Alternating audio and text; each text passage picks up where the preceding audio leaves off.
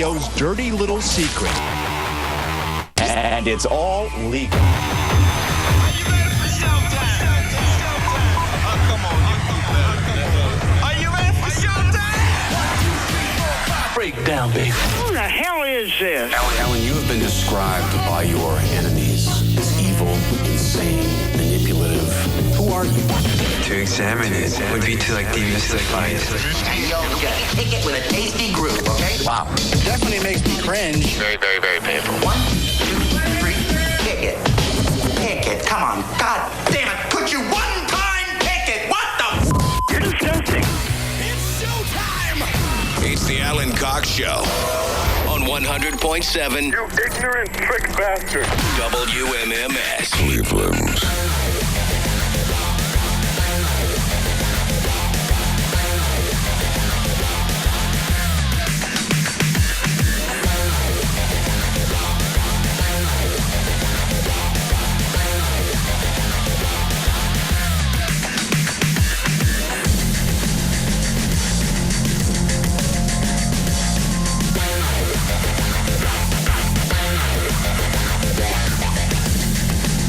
Hey, what's going on, everybody? Good afternoon. Hi there. Greetings and all that.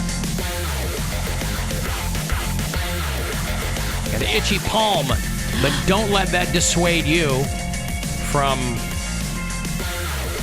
That means you're going to come into money when your palms itch. I usually do, and then I dry it out. Oh, come on. I will hang it on I will hang it on a clothesline. Yeah, that's right. Well, I like it right next to a president's head. That's what does it for me. It's like I'm porking Mount Rushmore. I was going to say, you're not allowed at Mount Rushmore anymore. Mount Gushmore is what I call it when I'm at home by myself. Hey, I'm Alan Cox. You know a lot about me now. Thanks for showing up. Say hi to Bill Squire, who's right over there. Hey, creepy hugs, everyone. Thanks for listening to and watching this episode of the Alan Cox Show titled Allendon, Return of JaFART. Right. Is Aladdin out? Comes Tomorrow. out tonight, I think. Tonight, I think. Yeah, they're doing some screenings of it. I'm going. Are you Tonight? going? I already bought my ticket, yeah. Nice. Well, I'm going to finally go see Avengers tonight. Don't tell me what happens. Here you go. Avenging happens. Yeah, there's lots of avenging. Things are avenged. Sure, good. Hey, Mary Santora's right over there. Hi, guys. No babies. Hold on, I got something right here. There you go. Is it a baby? No, I usually get a pre-show brush and floss, and I was just running around today and get a chance to do that. Hey, say hi to Pound Cake, too. He's right there behind the glass. Afternoon, white people. Happy Throwback Thursday. He's got his tickets for Aladdin already. You going tonight? I'm going tonight. Where will you go see it?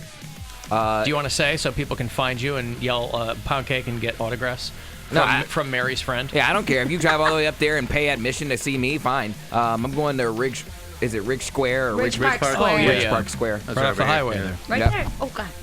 You're right over there? Lady. Yeah, Punching the microphone. I had coffee on an empty belly today, and I'm like, empty belly. yeah, In my belly. In my belly. I did. My empty belly. I went and wrote. I was working on an article for a magazine, and I'm sitting and I'm having a great time, and then I'm just like, Wow, look at you. Mm-hmm. but it's nice outside, and I'm in a good mood, so maybe I should do nice that more outside. often. It wasn't so nice this morning. No, some storm like blew. I came in, my wife's out of town, so I came in very early this morning to get some work done. And just all of a sudden, like it's pitch black out and there's 100-mile winds. And It lasted like 10 minutes. if that. Yeah, it's crazy. I was like, oh, please let something happen. Like I was like, let it be like a tornado warning or something so I can go home. Please let something happen. You were already out here, though. I know. I was like, I want to go home. I'll risk driving home Half in it. day. Yeah. I'd set an alarm for 7:30 to get up and do stuff and go to the gym and make breakfast, and then I woke up at 10:30 and instead went and worked on some stuff. Yeah. And had coffee. Some stuff. Yeah. Yeah, but Pound Cake, your morning job, they don't send people home when it's bad weather, do they? Well, if it No, I knocks was out hoping- the electricity. Yeah, I was like hoping something would knock out. I was like, we yeah. don't have backup generators, do we? We're like, oh, I don't know. I'm like, come on, we don't have backup generators, right? Well, I'm sure they're going to be very pleased to find out that you can't wait to get out of there They know. at any given time. Everyone was pressed they up already against the know. window. Yeah. Everybody was in that same mindset, Yes, everyone right? was like, Yeah. please, I just had my morning coffee. Like, it's okay if we have to drive back home. Everyone was pressed up against Must the be window. fun for management over there to know everyone there hates their The job. management was probably up against the glass, too. They're like, Everyone was pressed up against Right, the but window. those are the people who are in charge of things. They got to whip your fat asses into shape when, They got to get you guys. Something happens, like whatever. Blah. They're fine. That everybody who works there hates their job. They're fine. Great, good for them. They're fine. They can miss one day. We're good. It's a call center. Right. Yeah, okay. You can miss one day. Now, if everyone had that attitude, Pound Cake, nothing would ever get done. Exactly. Right? I think I'm okay with nothing getting done at call centers. Well, I wouldn't have so all many. your bills? I wouldn't be like, oh no, put that one down. Oh, put that one down. they need to call somebody. Yeah, but you guys aren't telemarketers. You're trying to put people in jobs. Yeah, they're fine. They lasted this long. They can wait one more day. I didn't know what you did. Yeah, he recruits people. Can you believe that? You just call people like, hey, you want to sell phone books or something? Well, Like, he doesn't cold apply. call. Yeah. Oh. They apply. And then he calls them and does like he's a little middleman. I follow up. Does like a little thing with them. I'm like, hey, I got your resume. Were you looking for a job? No. You try to get them hired at your place or at other places? Other places. I recruit on behalf of companies. Got it. They staff with these guys, and then he calls them. And goes, So you get all the dolts, all the people that are like, you can't even make it through an interview, man. Why are you?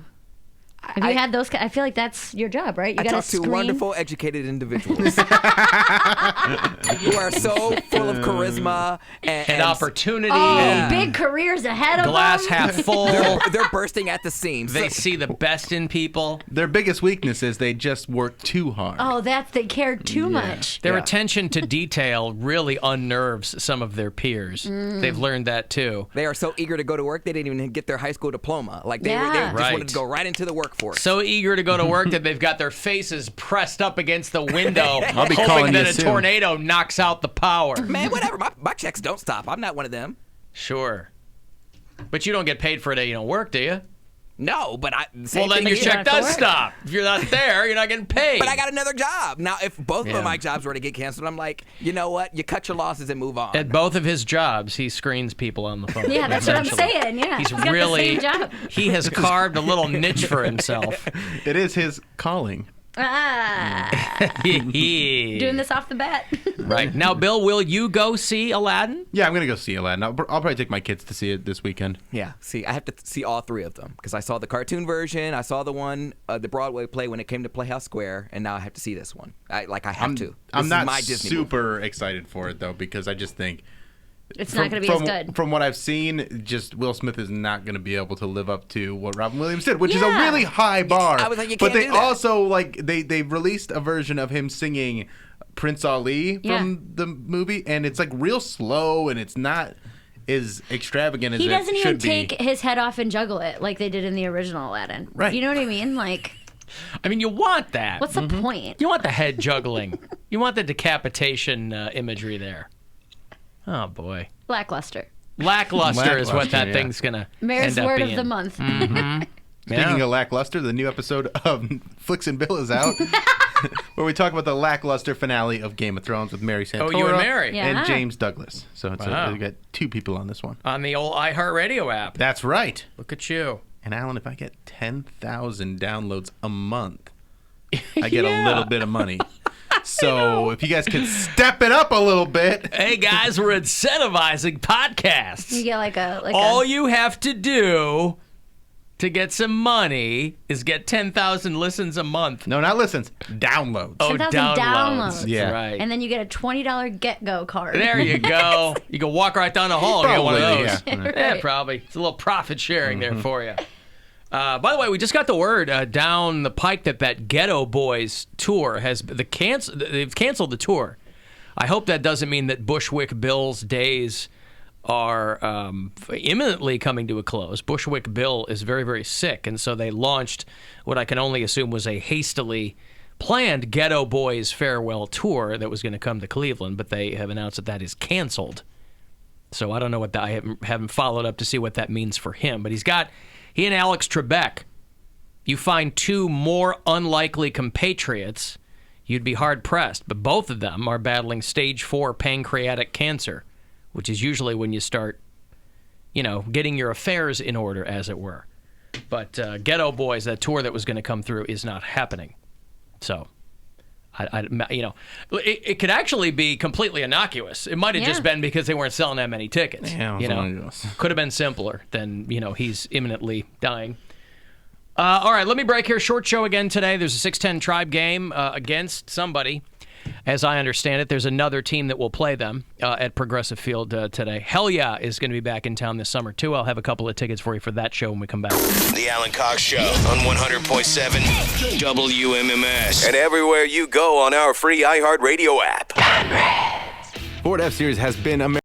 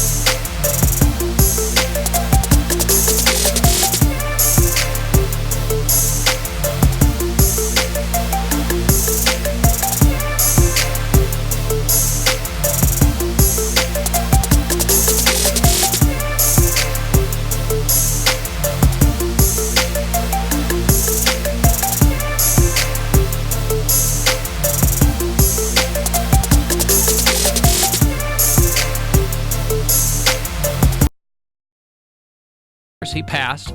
But they're bringing the celebration of the life of Vinnie Paul on the road. The great Roy Mayorga, who's drummed for Stone Sour for a long time. He's behind the kit. It's going to go down to the House of Blues on a Wednesday, July 31st. At livenation.com for all the info. The show must go on. I'm going to go see Hell Yeah. Be caller 13. 216-578-1007. Or 800-348-1007. Let's be real. Sleeping with your teacher is hot. Just be careful if you're homeschooled. Mom, stop it! Now back to the Alan Cox Show on 100.7 WMMS.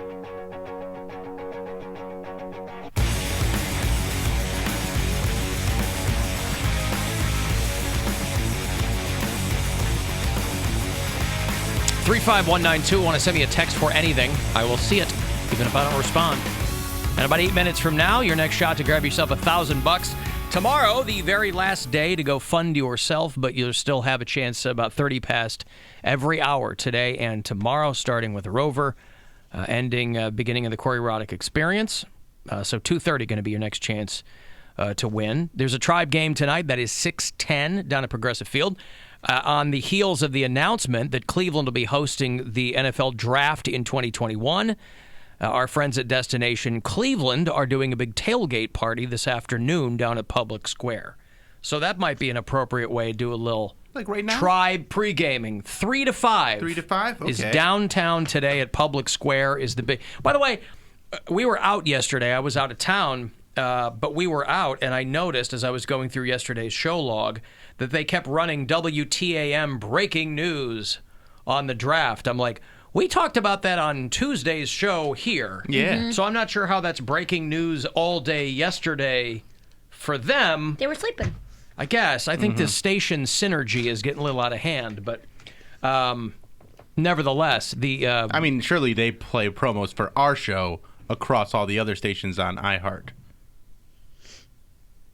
So anyway, Destination Cleveland is doing their... I mean, that's where the news broke. That's on this show. That's right. Why didn't they just play our clip of Bill breaking the news on this show? See? They're cutting in with breaking news that we broke 24 hours prior.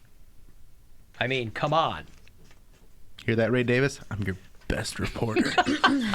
Indeed. He's got a fedora with a little index card that says press on it. Yeah. Yeah. A pen in his ear. That's right. And a glimmer in his eye. A glimmer in his eye. And he's out there. He's beating the pavement, getting the breaking news first. Handheld tape recorder. Yep. In politicians' faces. That's right. He's kicking ass and taking names. Speaking of politicians, I watched a video of Pete Buttigieg on Fox News. I really like that dude. He's great. He is great. He has he checks a lot of boxes, boy. He's smart. He's a veteran. He's gay. I mean, he checks a lot of superficial boxes, but he has detailed, good answers for things that are very organic and don't seem rehearsed. Because you don't know what's going to be asked of you. They're very off the cuff, but they're still very insightful. He's not trying to give you a soundbite. He's trying to answer the question you actually asked, but you never hear from a politician. Right. I feel like the way that he answers questions is like it's the answer I think about like 2 days after an interview. Yes. You know what I mean? Like, yeah, they like how do you do that in the moment? He asked me a question, and then 2 days later, I'm like, man, that's a way better answer. And he just has it. Like, his first answer is the right answer. I mean, he did go to Harvard. I mean... Yeah, he's a smart dude. Yeah, very smart guy. Rhodes Scholar, the whole bit. Hey, but let's keep in mind, I'm going to go to Harvard soon. Oh, yeah, Harvard Online. Did you register for your classes yet? Yeah, I've been busy. Your what? Driving. Digital analysis? What was it? What was the free one? Digital penetration? Yeah. Digital penetration, I believe. Analysis. I think they're playing at the Agora this weekend. Well, he's already digital penetration of the analysis. Yeah. He has already in his actual real life, he's already done enough field work in that where he's probably got the equivalent of an associate's you could probably test out of it. Yeah. I wonder, did he have class with Mark Zuckerberg? Well, I mentioned he was to school. He was the 27th Facebook account. So he went to school, I would imagine, with Mark. 27th. Wow. Yeah, Pete Buttigieg was the 27th person to sign on because Facebook started just among Harvard students. You had to have a Harvard email to be on Facebook. So anyway, our own Bill Squire, or as we have referred to him in the past, William Friday, is always breaking news around here on the show. William Friday, investigative reporter! Living in a digital age, most people have canceled their newspaper subscription years ago. However, at 6200 Oak Tree Boulevard, there are still some idiots that like to read a big, cumbersome newspaper instead of just using their smartphones. Big, cumbersome newspaper. Yeah. They were cumbersome. It was such a pain in the ass to read a newspaper. I don't know that I've ever actually read a newspaper. When I used to get the Sunday Tribune. No, you didn't. And I would get it when I moved. I got it in Kalamazoo. I got it in Pittsburgh. I didn't get it here. I got it when I lived in Chicago. I would get the Sunday Tribune. That's amazing. How would Why? They'd mail it to you? They drop it off. It's like the size of a Bible. Yeah. A-Rod still reads the newspaper. On the toilet, no less. Good for him. But I always liked the Sunday paper. Again, I say that now, but I haven't read one in years. But still, I did kind of like that. I haven't gone as far down that road as some people. There are people who are still like, I got to have the paper. I'm not that guy, because Sundays, first, it was a multi-step process. It was going through it to pull out the ads and the circulars and all the crap that you didn't want, and then you pared it down to what, that was step 2. And then you'd go through and go, okay, what's the next crap I don't want? I don't need the Sunday comics. Those are gone. I don't need need the word jumbles and the Sudoku are. That's what I did. Yeah. That's it. Some people like that. It wasn't for me. I wasn't a Sudoku guy. And then Mary's mom would be so proud of her, she'd keep them for years. Yes. Oh, my God. I felt like such a hoarder yesterday. She'd stack them up. I helped a buddy move. He took some of his stuff he didn't want, and I was like, well, I'll just take it to the thrift store for you. That way you don't have to deal with it. And I put a bunch of stuff in my trunk, and then I was out with a few friends yesterday, and I was like, oh, I still have all these Girl Scout cookies in my trunk. Do you guys want some? And then when I opened my trunk, I looked like a crazy person because I had like pillows and blankets and loose clothes. And my one buddy's like, do you live out of your car? I was like, no, this is like I'm taking all this stuff to the thrift stores. Like I look like such a, and I'm like digging through it to find old Girl Scout cookies to give that them. are probably I'm like, all melted. oh, they're so melted. And I'm like, I look like such a crazy old lady. I have so many. All right, I'm gonna take some. Okay. I forgot. I was like, I look like a crazy old lady right now for sure. Speaking of your junk, the company Republic Services, they are the recycling company that goes through and grabs everybody's green bins, supposed to have, obviously, recyclables. The company is like, please, pay attention. We've given you a picture on the inside of the bin as to what goes in here. The word recycling, it's referring to the materials that your objects are made of. Recycling does not mean here's something that we can recycle into someone else's home.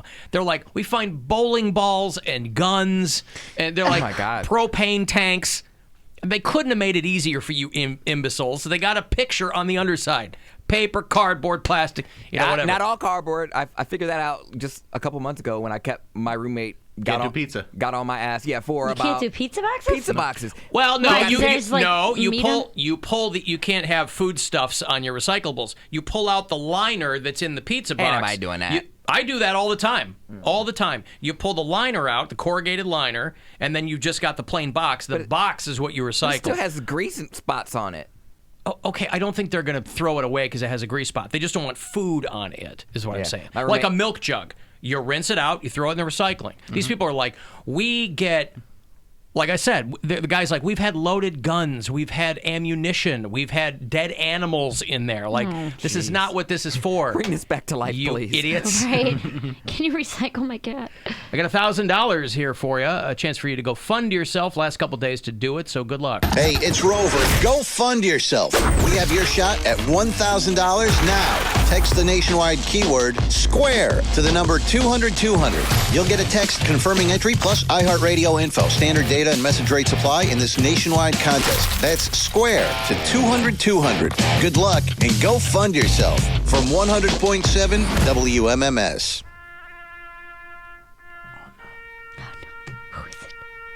Started me thinking when I was talking about getting the Sunday Tribune. The Vienna Beef Company, which is the only thing I will use to make my Chicago hot dogs, Bill. Oh, really? The Vienna Beef Company. I never heard. they have recalled a couple tons of hot dogs because they say they might contain metal fragments. Now let me say this.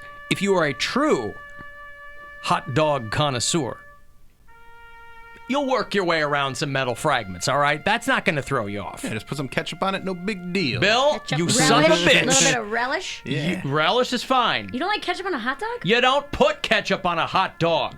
I do all three. Ketchup, se- relish, mustard. Poppy seed bun. Where are you? What are you doing? Chicago hot dog. Poppy seed bun. All right? Onions. White. Phew. Sport peppers.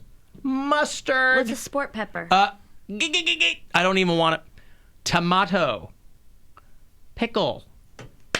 Celery salt, Bill. I was waiting for a celery salt. And done. But And you got to use then Vienna beef hot dogs. You wipe all that stuff off and just put ketchup on it. Yeah. Wipe all that crap off and put ketchup on it like a regular person. You son of a motherless whore. That was so intense. Listen, I got that too when I lived in Pittsburgh because Heinz is there. They're Yeah. like, you want ketchup? Like, no, I don't want ketchup.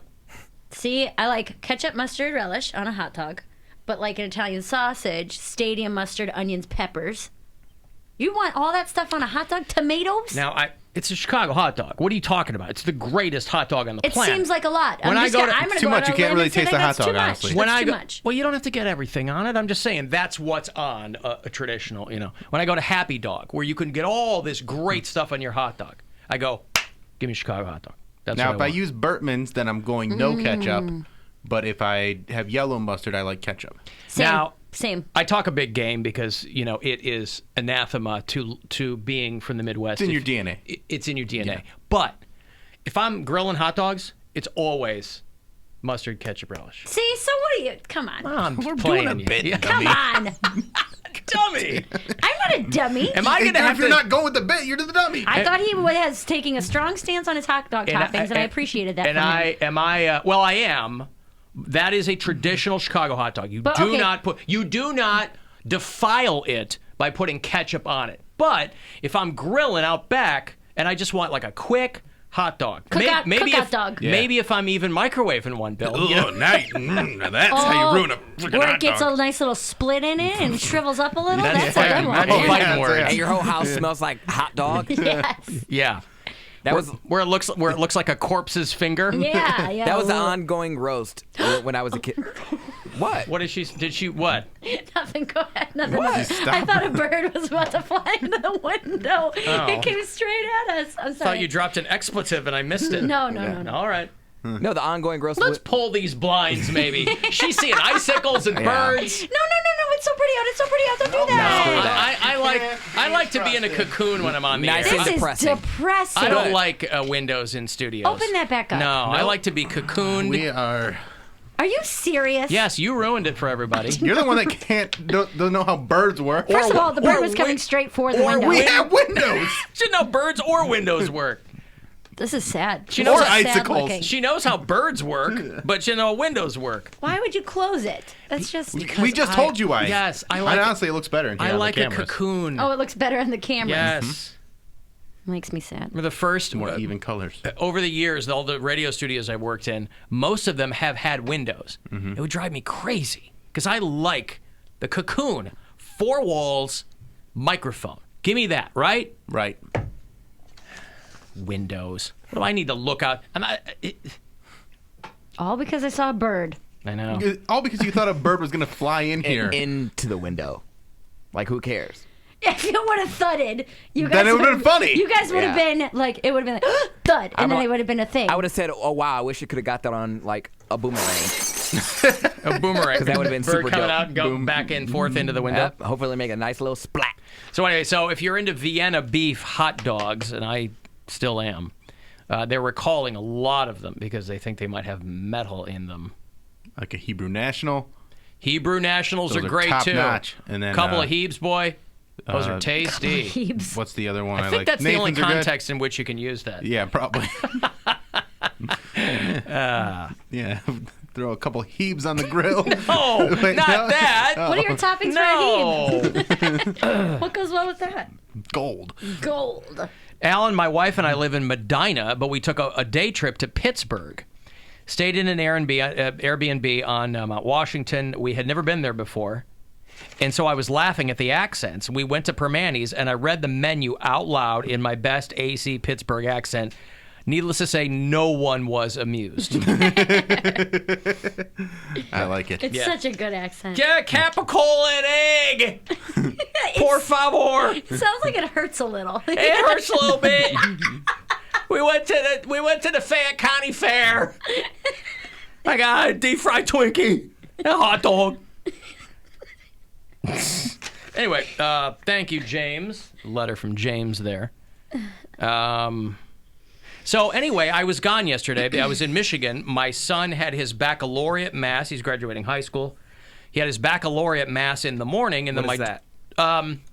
It's Catholic school, so you go to it's the mass in the cap and gown. It's not it's not the graduation ceremony. Catholic school, everything's a mass. I was like, screw that. I graduate. I don't have to do anything you say. Graduation. Well, they're not graduated yet. They graduate Sunday, but that's another mass. They can't hold it. Like hold what? My diploma. Like if I want to go, it's Catholic school. Everybody goes. It's okay. Not, okay. This is what it is. You know what I mean? So the mass was yesterday morning, and then after that, they had this awards ceremony in this humid, like room. Well, it's full of people and students, so normally it probably would have been fine. But it had gotten, from the morning to midday, it had gotten very warm. So everybody's in there, and there's no air or anything like that. A nice little must. Yeah, Ugh. so they're calling, and I swear to God, I gave myself carpal tunnel syndrome during this thing because everything was general scholarship, major awards. It was. It was. I was like the G.I. Joe with the Kung Fu grip up there. And they're like calling the one that kids just has, up. like, you press the button and they're back. Yep.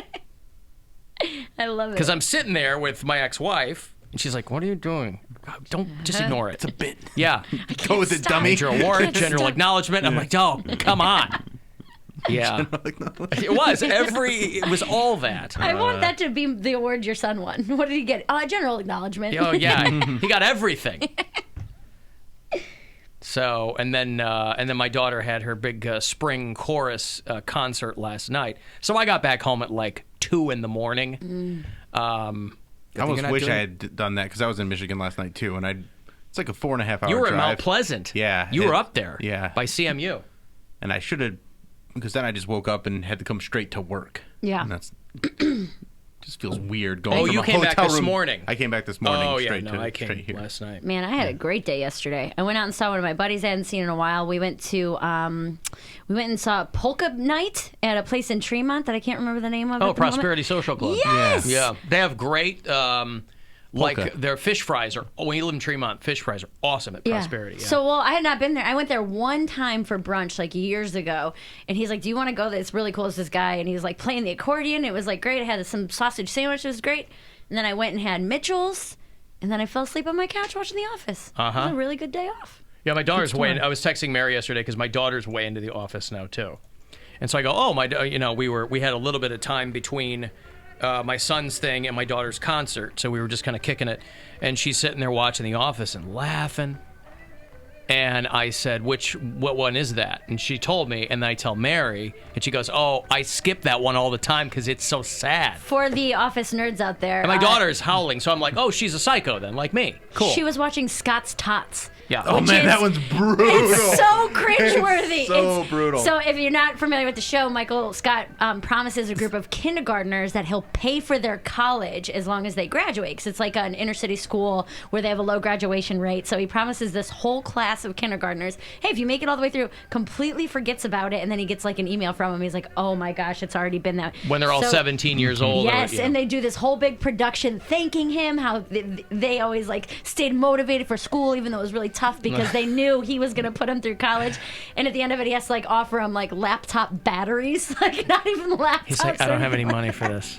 It's so tough to watch. I mean, it's one of those where you're like, no, please. Like, I get why she's laughing at it because it is funny, but it is the cringiest episode of By that far. entire season.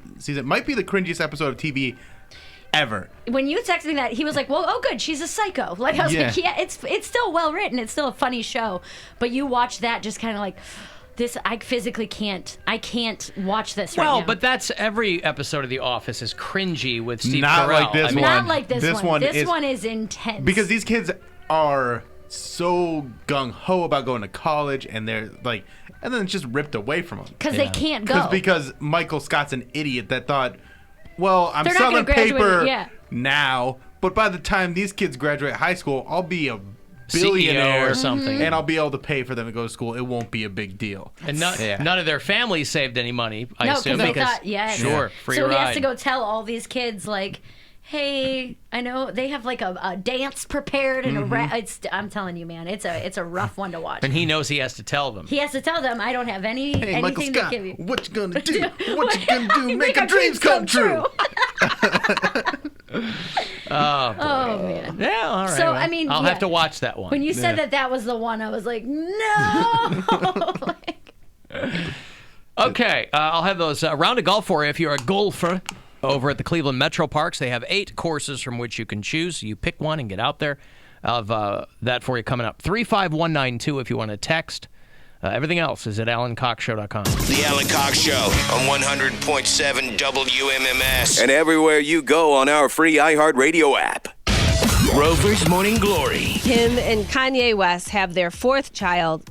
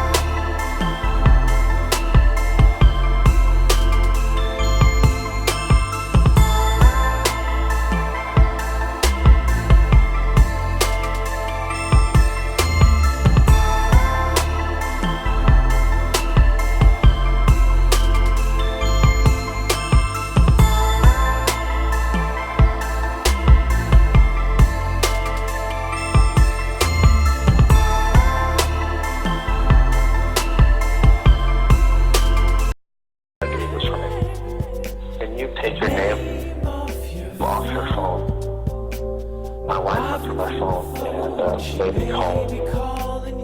Take your name, lost her phone. You gotta do this for me. Just to have a number. Your whole body's moving and your senses are more heightened. Everything seems to flow better. So they're doing a Tiger Woods biopic. Based on the bestseller Tiger Woods. I love how everybody's like, I mean, listen, time goes by and you really should, evolve your thoughts or whatever. This is a long time ago, this whole Tiger Woods thing, but I love how people were like, wanted to decapitate this dude, and then he wins a couple of golf tournaments. They're like, woo-hoo-hoo, Tiger Woods, he's back. I want to win all that right, record. Whatever. You used to hate the guy. I mean, I don't care I either think way. there's different people that hated the guy than that were cheering for him. I think a lot of people still supported him, but he just lost a lot of sponsorships and was dragged through the mud. I don't think his fans really ever turned on him.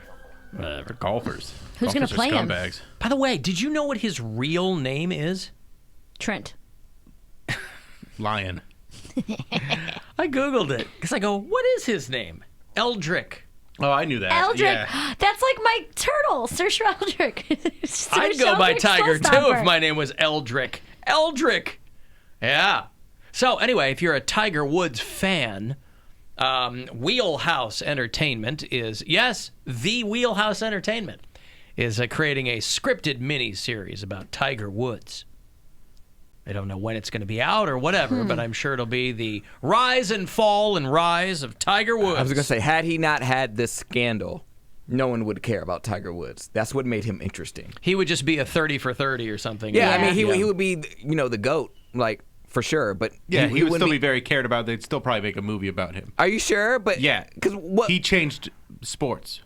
Yes, but I'm saying but he would be an ESPN movie. It wouldn't be like the scandal is making Scandals was making this, but like when he is all done with golf, I could see them making a biopic about Tiger Woods. Yes, but those are so boring. Like no, they're not. A biopic about golf? Yeah, that would be hella boring. About Tiger Woods, it's different. Without I'm pound cake side. Without something interesting happening, following a golfer around would be pretty pretty lackluster. You guys really don't know his story at all. No. Okay. His dad was like Joe Jackson. His dad got him out there at the age of 3 every day. Yes. Yeah, so there's your movie. Yeah. But it's That's still boring. about It's golf. not boring. How do you dramatize golf? Yeah. Oh, he didn't get it in the hole. It's incredibly dramatic, and that's why you make it a movie, and it's not going to be about him golfing. It's going to be about his life outside and all the challenges. Pork and the Hooters waitress. And all the racism that he had to put up with. But it's been done before. The hose is what's making it. The hose is what's making it. Listen, I understand what you are saying, but I'm saying he is still an incredibly interesting person outside of that scandal. I'm just saying, I don't disagree with you. I'm just saying they never made an Arnold Palmer biopic. They didn't make a Jack Nicklaus biopic. They didn't make a Greg Norman biopic. No, but they didn't do what Tiger did. Tiger is, in a way, like he is. Okay, I want a Tom Brady biopic then. They might do that because it's gonna be hella boring.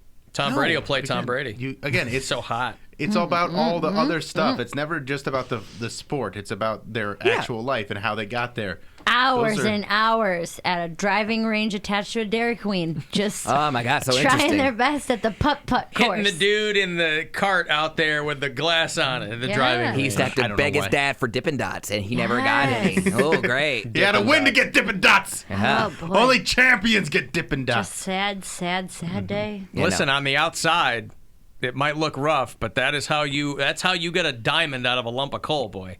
Is you, and by that, of course, I mean there are no racial overtones whatsoever to my metaphor. I'm simply saying that is the kind of pressure that makes champions.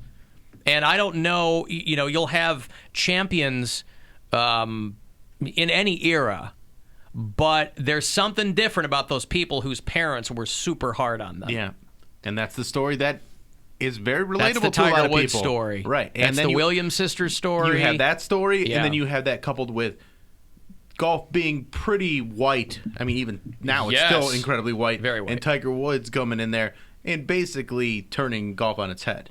Yes, interesting, but not interesting enough to make a biopic that people will want to see. Make a movie if about If it. it wasn't for the hose, no one would be going to see this. Listen, even if there were no hoes in the biopic, I mean, I would probably still watch that because those stories. You of watch it in overcome- film class or something.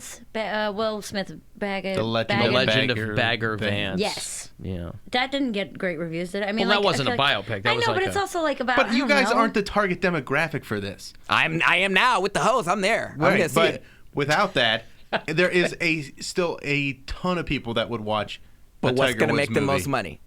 Hose Listen, or no hose? I'm giving you the hose, man. I'm giving you the hose. Don't do that. I'm right. Why you gotta do that? No, you're not right because you think there's going to be no interest if there's no hose. I didn't say there would be no. I didn't say there would be no interest. I said, with Mindy Kaling, Ellie Kemper as the hose. He will get golf fans if it's just no hose. Like he will always have his fans and they will always watch that movie. But to Bill's point, nobody will watch it just for the hose. You're wrong. Who's going to watch the Tiger movie? They want to know how you got around. I'm going to tape it. Right, but they're not going to get that into detail. Right. It's not the true Hollywood story. But they want to know how a star's biggest tiger got around for so long without anybody knowing. Did you have a separate phone? They covered Yes, we already know all that Yeah, they stuff. covered that 10 years ago. This is going to be like because this is based on a best-selling book. I don't know if there were chapters in there titled "The Hose." I'm sure there should be. Hose in one. In walk the hose. Telling you. Yep. I'm here for this. Like I'm almost more excited about this than Aladdin because I like that. All right. Aladdin and out. What was There's a biopic that you watched a couple of years ago. Okay. About a figure skater. Tanya Harding? Yeah. What about her? What'd you think of that movie? It was good. And how much of it was about the one incident? What one about her knee bashing getting the knees? That was like a part of it, but it wasn't the whole movie. A lot of the movie was the relationship with her and her mom. Cool, but she's also to a his woman point, and is figure skating. What he's saying, Right, but you're saying no one's going to have interest. I have no interest in figure skating. I didn't but say I that. wanted to watch that movie. Bill, you're missing my point. I didn't say no one would have interest. I said he will have a bigger pool of people that's going to draw people in. Hoes always draw people in.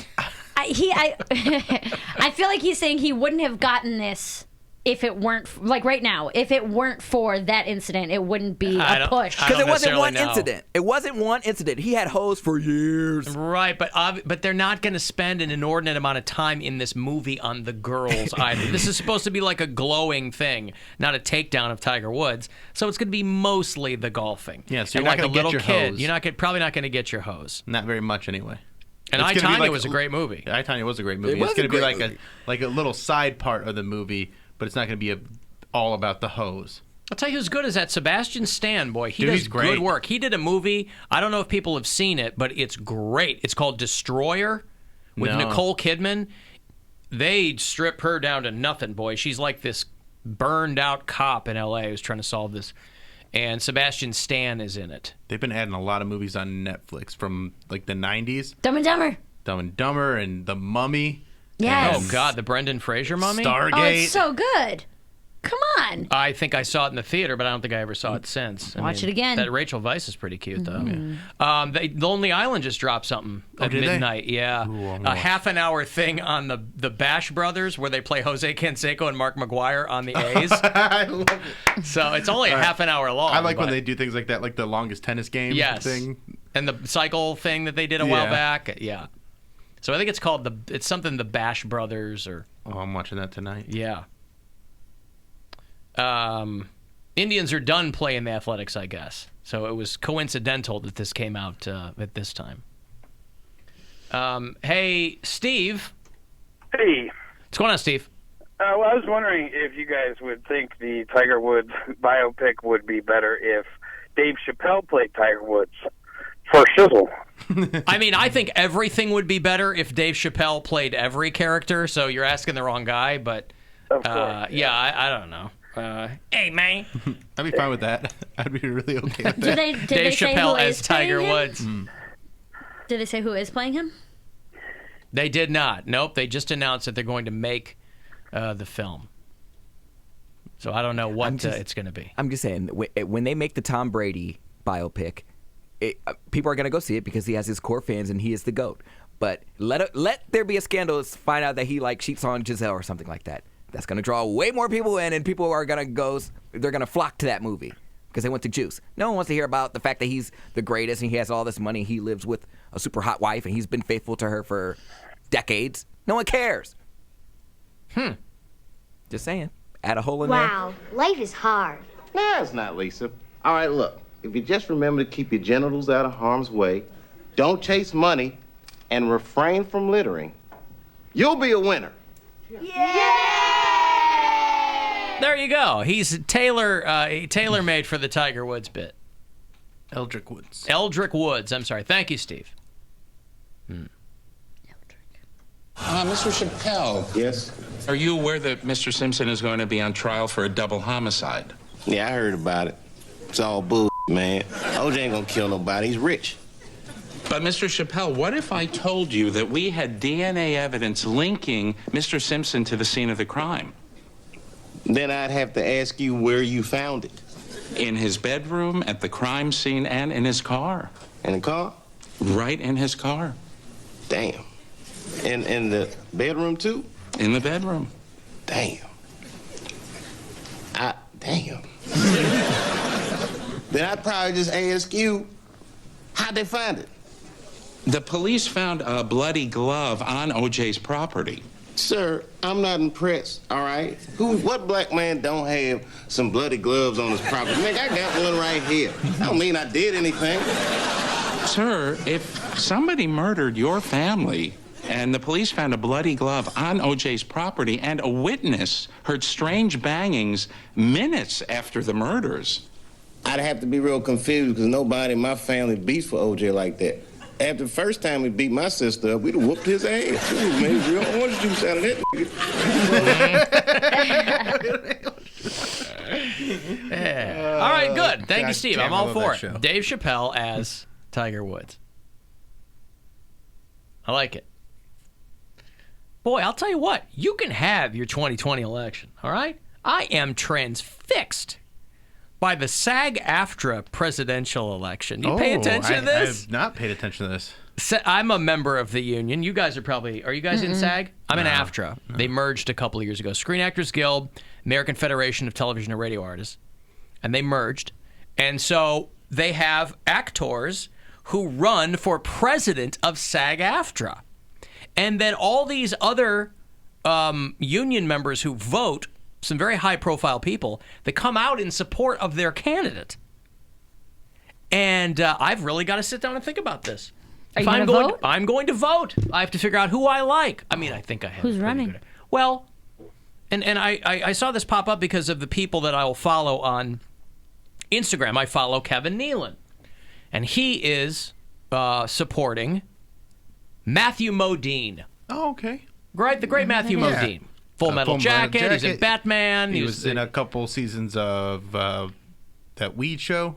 Yep, Weeds. Weeds, yeah. There it was. That was so close. Yeah. Matthew Modine been in a lot of great movies. So he's running for SAG-AFTRA president. And he's got Kevin Nealon in his corner. Now, conversely, Alec Baldwin is putting his vote behind Gabrielle Carteris from Beverly Hills 90210, who is the incumbent SAG-AFTRA president. Now, you ask yourself, Alan, what the hell do these people do? I don't know. I have no information whatsoever that should guide my vote toward one of these two people. Huh? I said they probably get a guaranteed check if they win, right? They gotta do stuff. I mean, they there's have some kind of compensation. responsibilities. Yeah, you're acting on behalf of the union, but still, I don't know.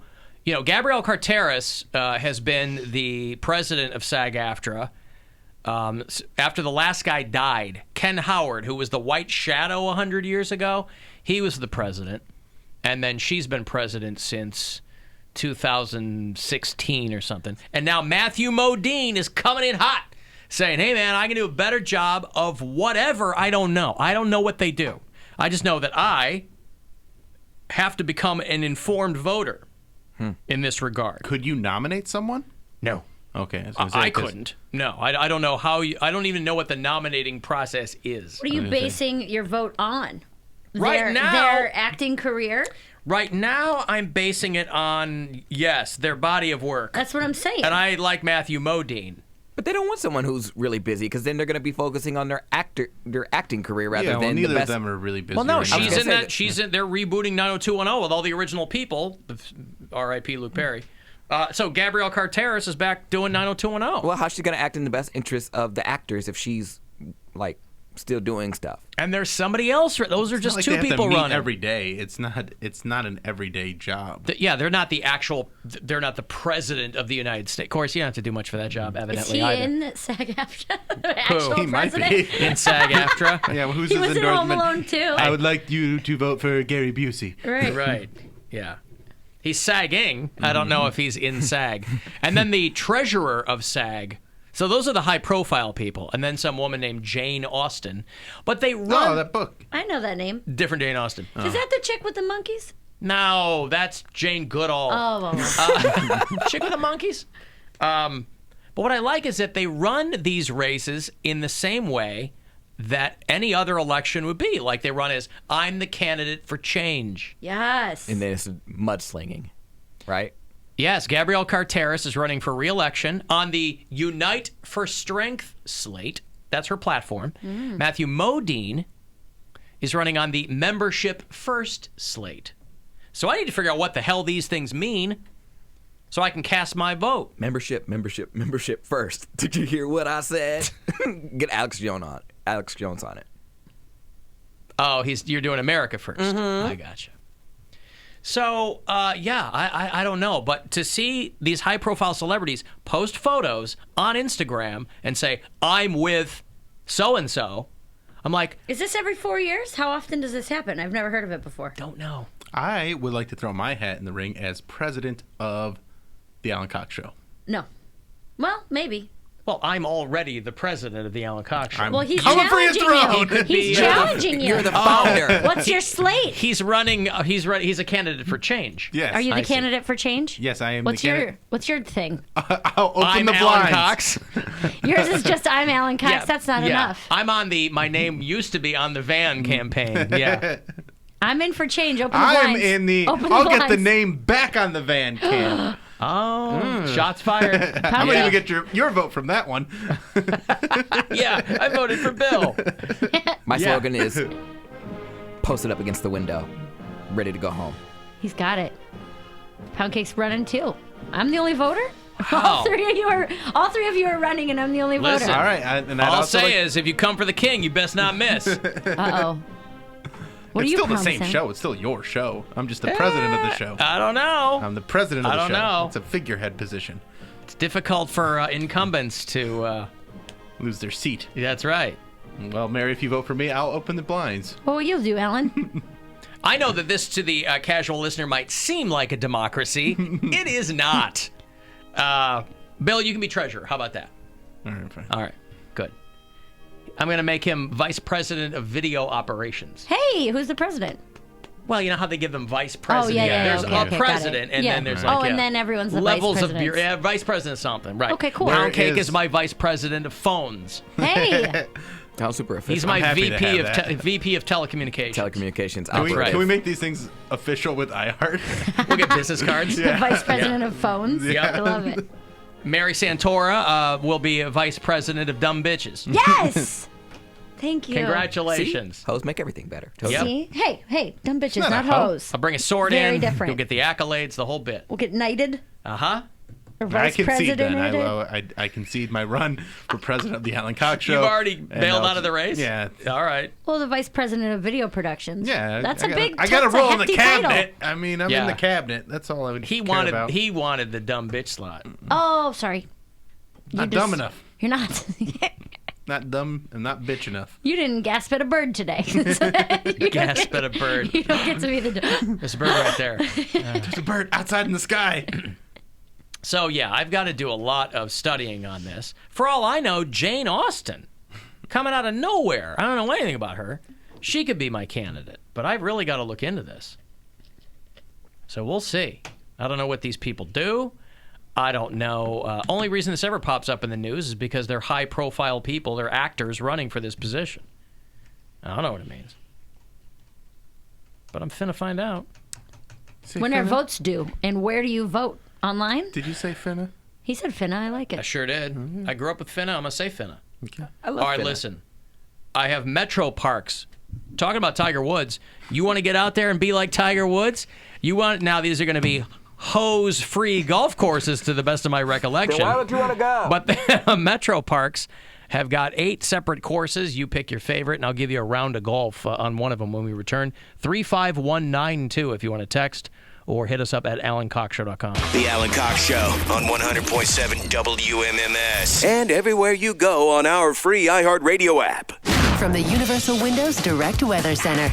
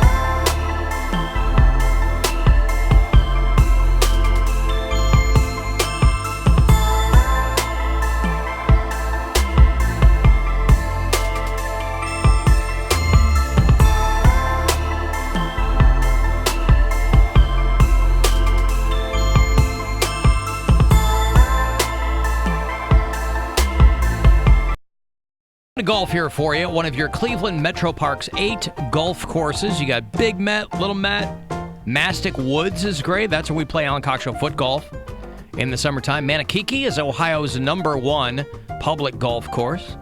You pick one, book your tee time, clevelandmetroparks.com/golf. Good luck. Caller number 15. That is yours. Should have made it caller 4. Nah. Caller 15. Good luck. 216-578-1007 or 800-348-1007. Alan Cox. The sort of man we used to describe at school as a complete prick. The Alan Cox Show On 100.7 WMMS.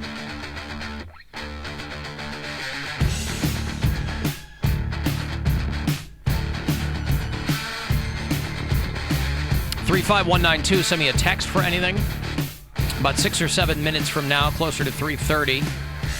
Next chance for you to grab $1,000. Your chances are waning, as tomorrow is the last day for you to go fund yourself, but still plenty of chances for you to do it today and tomorrow. Starts in the morning with Rover, goes all day long.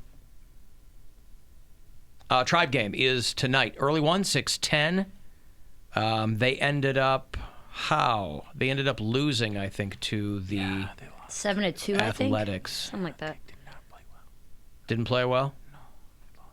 No. What?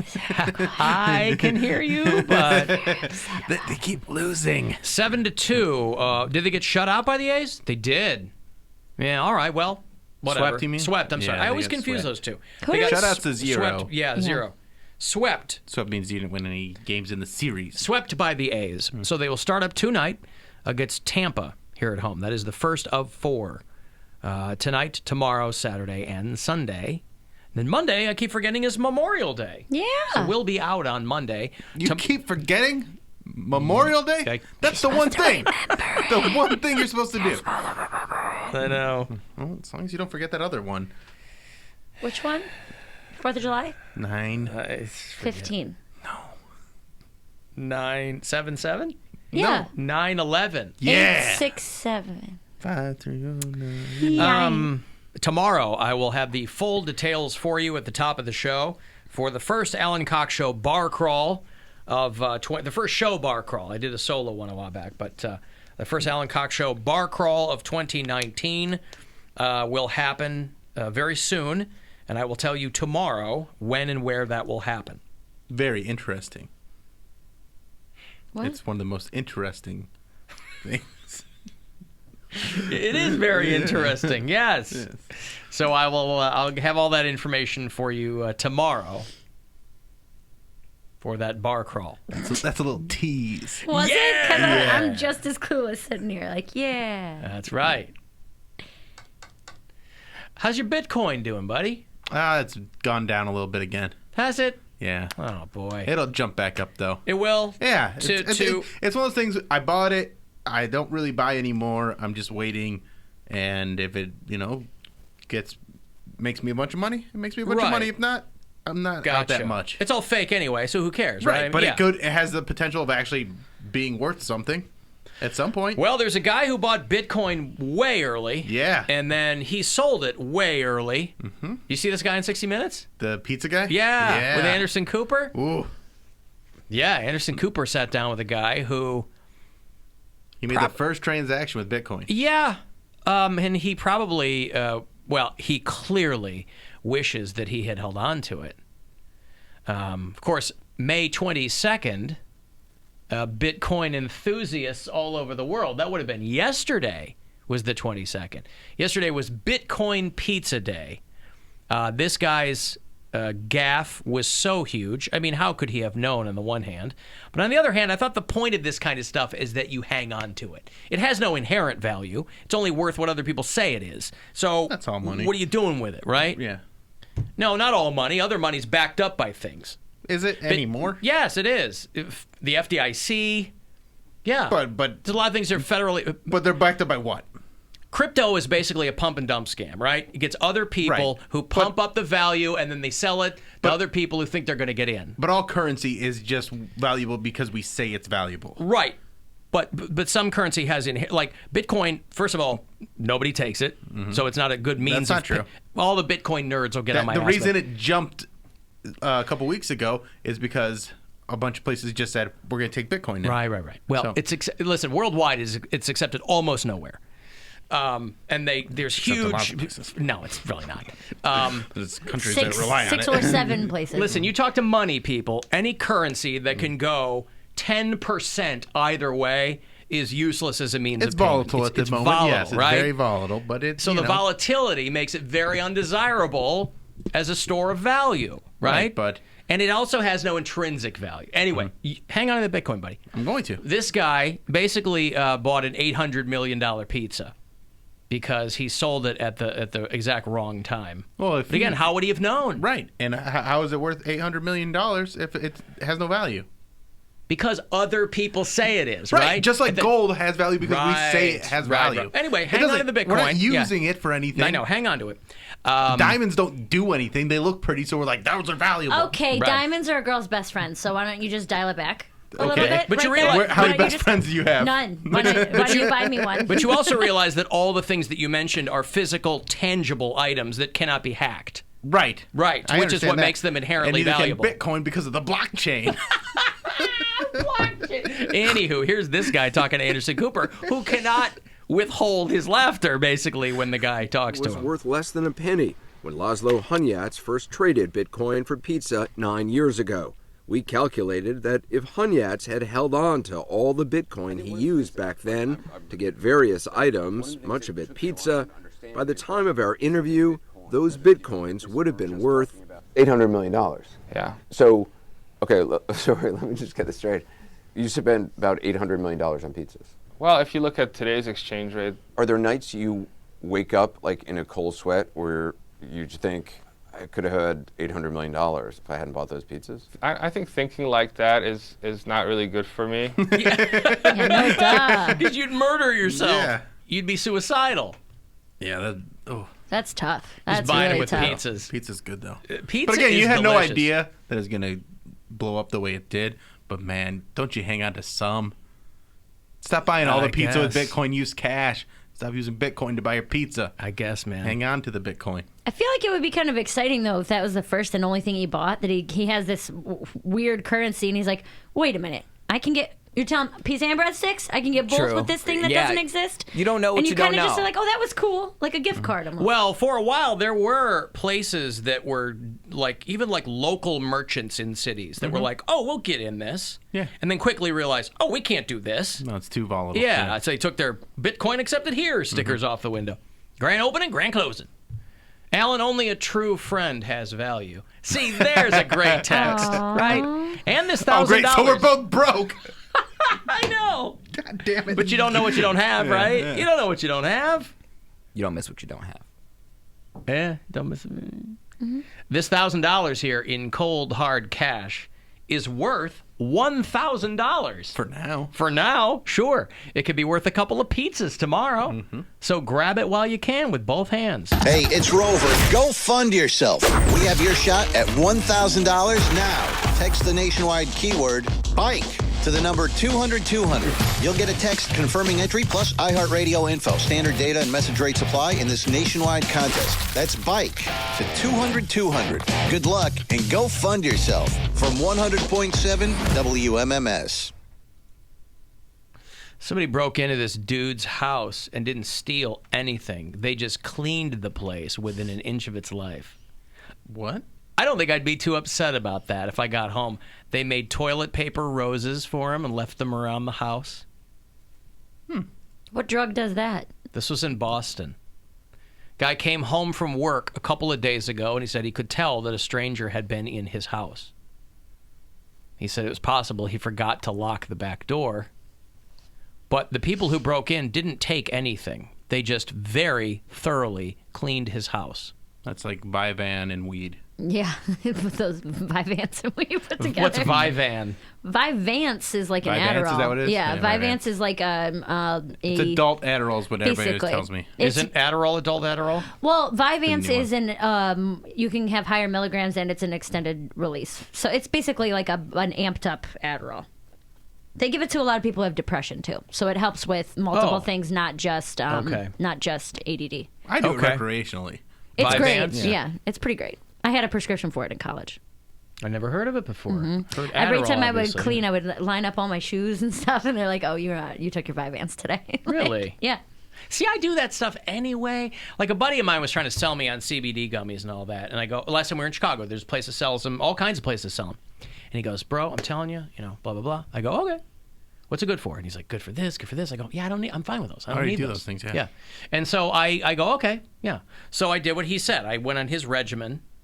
I took one in the morning, one at night. I was talking to Gwen the other night. I go, I don't think I felt anything from those. CBD is a weird thing because it can. Some people, they swear by it and it changes their life, and God bless. For me, I was like, I'm fine on focus, not lacking focus. He's like, oh, you get so focused. I go, yeah, I'm already there. I feel like I don't CBD need. is not a focus thing. Was for him. Well, like you mean, said, it's different things to different people. Some people use it for pain. Some people use it to That's how mellow placebos out. work. Right. Well, that's the other thing is that it's the other half of the weed plant. Like there's THC and CBD, so it's the part that doesn't have the psychosis with it. So it's supposed to be more of a relaxation. It helps with anxiety. It helps with depression. It helps with people who get like pain. Yeah, pain. If you have back pain, it'll help with that stuff. So why is it illegal in Ohio? Because they made the oil illegal, right? Because I thought they already went back on that. Yeah, oh, okay. I don't think they keep going back and forth, but they keep relating it back. The old people in charge keep relating it back to the weed plant. Like they keep thinking that it's part of the weed plant, but it is. It comes from. They're not educated about it though. Yeah. They just see it all as THC. But it doesn't do the same thing. It doesn't get you high like weed gets you high. Right. And they've never tried it. But all you have to do is tell those. of it. All you have to do is tell those people that they will make money from it, and they sign right on. So I don't know. Well, it's more than that because holdup they don't want to lose voters because of it, because they think they're corrupting society by signing off on something like that. No, old people are who got marijuana legal around the country. No, I understand that now. That's who started that ball rolling. But okay, old people are completely on board the legal weed train. They have been. That's why it wasn't hippies protesting. It was old people. It was grandmothers with glaucoma smoking weed. That's what got weed legal in this country, well, then why is or it still decriminalized. illegal? That's precisely my question. Yeah. Why the CBD oil, is illegal in so many places? Don't know.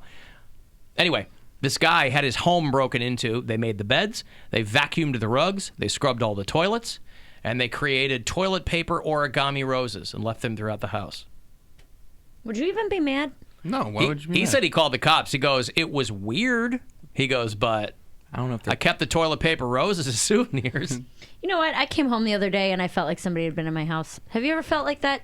Like I left the windows open when I left, and I was just gone for like an hour or two, but it felt weird and stuff wasn't in the right place, and I was like, I wouldn't normally put that there, but like nothing was missing. You know what I mean? He said because he sometimes forgets to lock the back door, he thinks that a housekeeping service just went to the wrong house, which would be the greatest mistake ever. Yeah, if that could be it. That's one of those things. That's how do you that's forget a cool to mess up. lock your doors?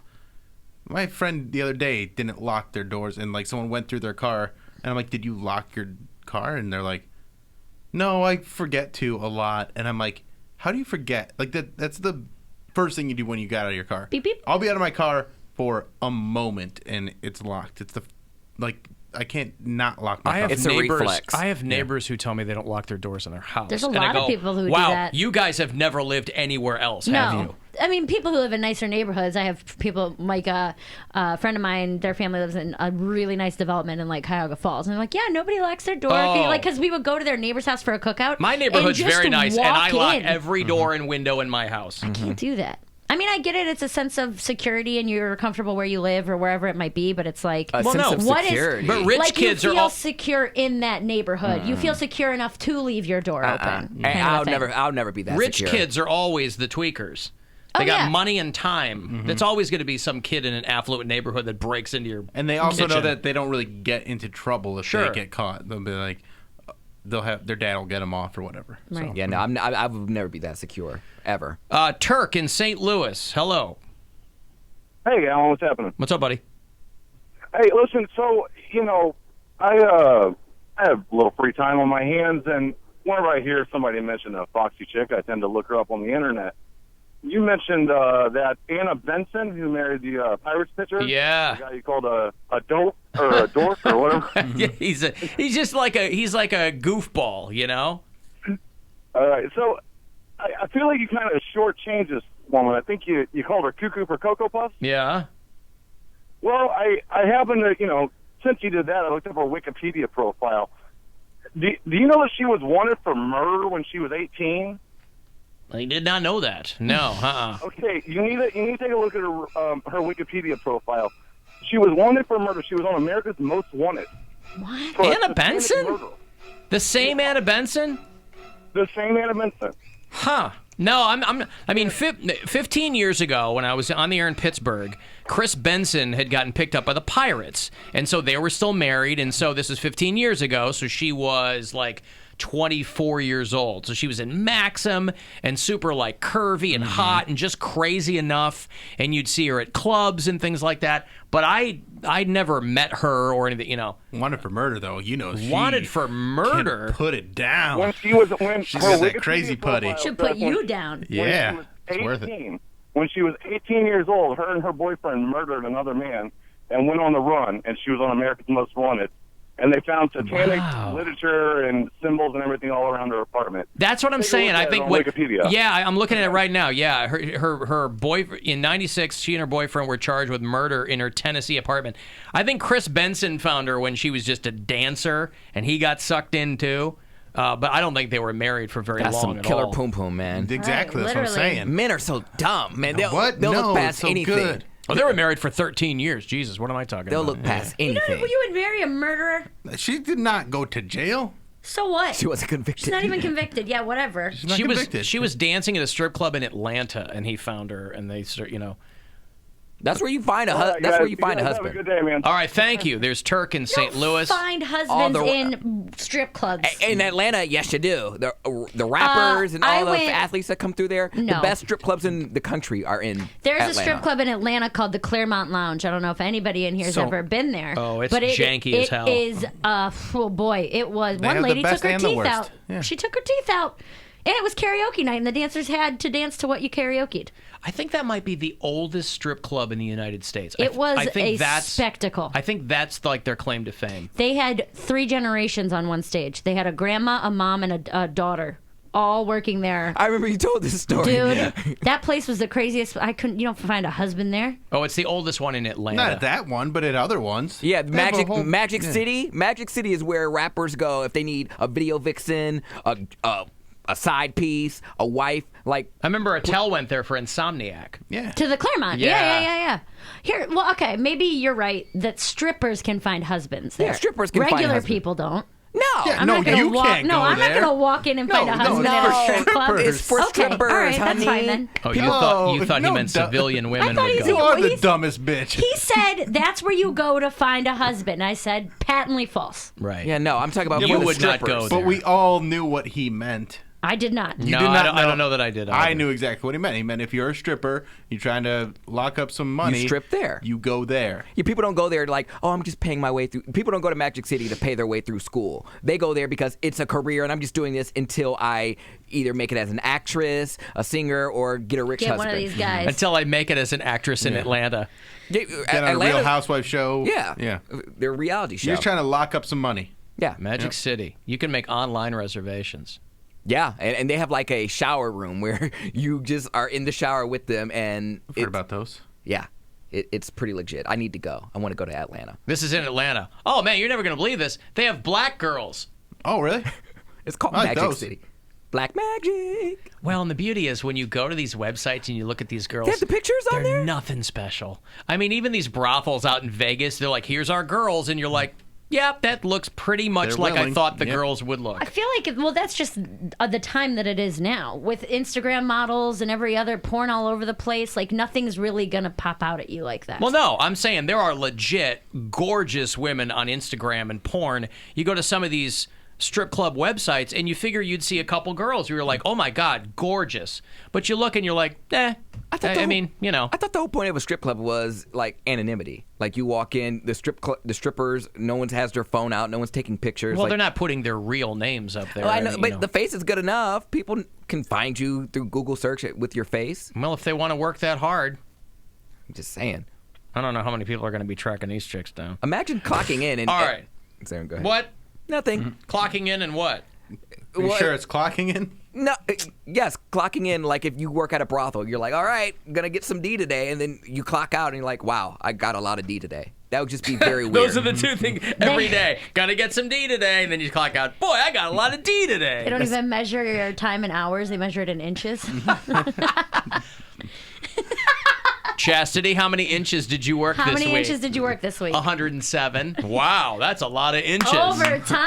Overtime. Congrats. All right, I'm going to have those tickets for you shortly for Collective Soul and Gin Blossoms, who are doing a tour this summer. Get you to Papa Roach later on. And before we get out of here around 5:30, tickets for Cedar Point. 6:10 tonight is your Tribe game here in MMS. The Alan Cox Show on 100.7 WMMS. And everywhere you go on our free iHeartRadio app.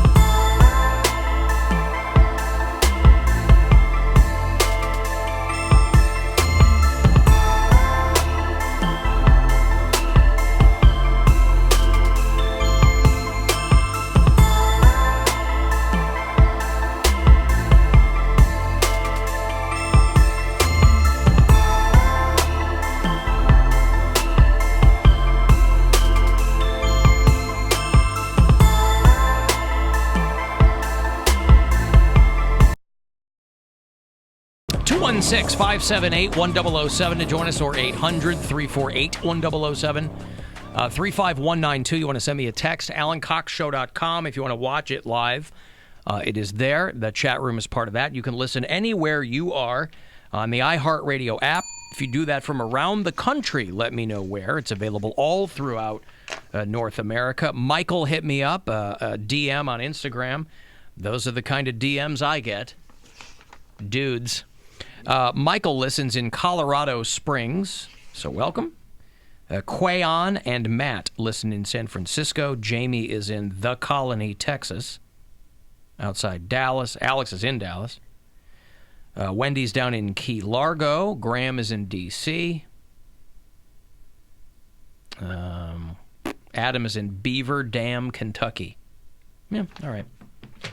I sent you guys the message that I got. Speaking of DMs, I got one from a woman named Angie, who, after our conversation the other day about guys who don't do everything for their girl, she posted me a long message about how happy she is in her marriage. She's in her early 60s. Her husband is in his late 50s. It is her third marriage. And was that you? It was apparently me. I'm just reading this, getting all worked up. And she said they have sex 2 to 3 times a week. Good for them. I have an issue with another. Yeah, that's what. I am in the prime of my life, she says. How old is she? Now, I know you are happier when you are older. Yeah, so I think you just accept things more. Right. You're just like, this is the way this is now. You're more comfortable with who you are. You're not trying to impress people, you know. So I actually have that to look forward to. So I actually really appreciate this message, Angie. And I'm happy that you are in the prime of your life and you are just loving it. And how old was she? Getting I didn't get it. down by your dude. She is 62. Her third husband is 58. Dink down. 2 to 3 dink down. times a week. Maybe this is what she says. Maybe as we get older and wiser, it's good to invest in lovemaking. That's just like the slow type of sex. I mean, God bless you. I just don't like that term. Lovemaking. I'm like, oh God, I don't like that. I got a message too thanking me because we were talking about, you know, all that the other day, and a woman was like, hey, this sparked a conversation between my boyfriend and I, and he was like, do you really not finish every time? She's like, no. And then he did it. He went down. He got to work. He got to work and made it happen. And I got a thank you message on Instagram. Good for you. Saying, continue this conversation. Speak for all women. I said, I got you, lady. Huh. That's how we'll spread the gospel of the Alan Cox Show. Guys, make your women finish. There you make go. them. Make them. There really is something for Just everybody on make this show. them finish. And you know how they really like it? As fast as you can possibly do it is how they like it. They just want to finish. They don't That's care what I how was they saying. get there. Ladies first. That's the rule. See, I was Ladies first. I was always jealous of women because I was like, wow, they can go as many times as they want. Like, okay. But I thought you could. Yeah, I'm like, yeah. I mean, biologically, sure. You can have more 'cause than one orgasm. After a guy it's is like possible. Yeah, but I'm like, after a guy, like, there's physical proof, like, all right, one and done, check with me in like 20 minutes maybe. But like 20 minutes. Well, I'm just saying for some dudes. But a girl, I just heard that you could just keep going and going and going. I'm like, man, how wonderful is that? Please. You're never going to believe this. Men and women are pretty different. They are. Oh my God. Why people dance like this? What's your refractory period? I'm pretty good. Yeah? Yeah, 10, 11, 12 minutes. Okay. 10, 11, 12. 10, Somewhere 11, in that, 12 minutes. somewhere in that What about range. you? What about you, Pancake? I don't know, never really tested it. I don't know. The dudes are out of his apartment way before he has a chance to figure that out. The thing is, you know, I don't. 6 to 8 weeks. They've at already this point. Seriously, dude. They've already laid some rubber out of his driveway. I don't go from. It's the only rubber they lay. I don't go from that. We've learned that from insertion to desertion. That doesn't really turn me on. So so I really don't know. You sure you're gay? I'm physically attracted to men. I just can't go that way. So it has to be lettuce in order for me to go. I mean, like, how, if you get lettuce, how soon again, how are you ready again? Oh, yeah, no, they're totally out of my apartment. Alan was right. Yeah. I don't know. Theory's never been tested. No. It's never been tested. I've never had somebody say, like, all right, I'm known as I'm like ready to do that again. Yeah, because they're already doing that crab walk out of your apartment. Yeah, I've never heard of anybody. Don't want it to fall out. All right, how many times can you go? I'm going to test this. Like, I would love that. I would appreciate that. I would appreciate the effort, but no one has ever tried that. They're like, I'm tired. My jaw hurts. Let's go get My jaw. Nobody says my jaw hurts. Speak for yourself, homie. Oh, nobody says that. Not in real life. Okay. I mean, I've definitely felt it before. Like after Your I've jaw gone, hurt? after I've gone down and I go for a No, while. I'm not I've saying been you don't feel it. I'm saying But you no don't one say says it. it. You're not They do saying say it. that. But I might sit there and go like this for a bit. Because they come back they come back up and they're irritated. I'm like, what's wrong? They're like, nothing. They're like, I'm just sore. I'm like, you're sore. Sore. They're irritated. Yeah, they're irritated. That's always good for sex when someone's irritated. No, it's from lettuce. I know. I understand the concept. All right, baby. Let's get faster you get there. Are you there yet? Anything? Yeah. No. Yeah, no, not close. Not yet. Anything yet? Almost quit asking. Okay.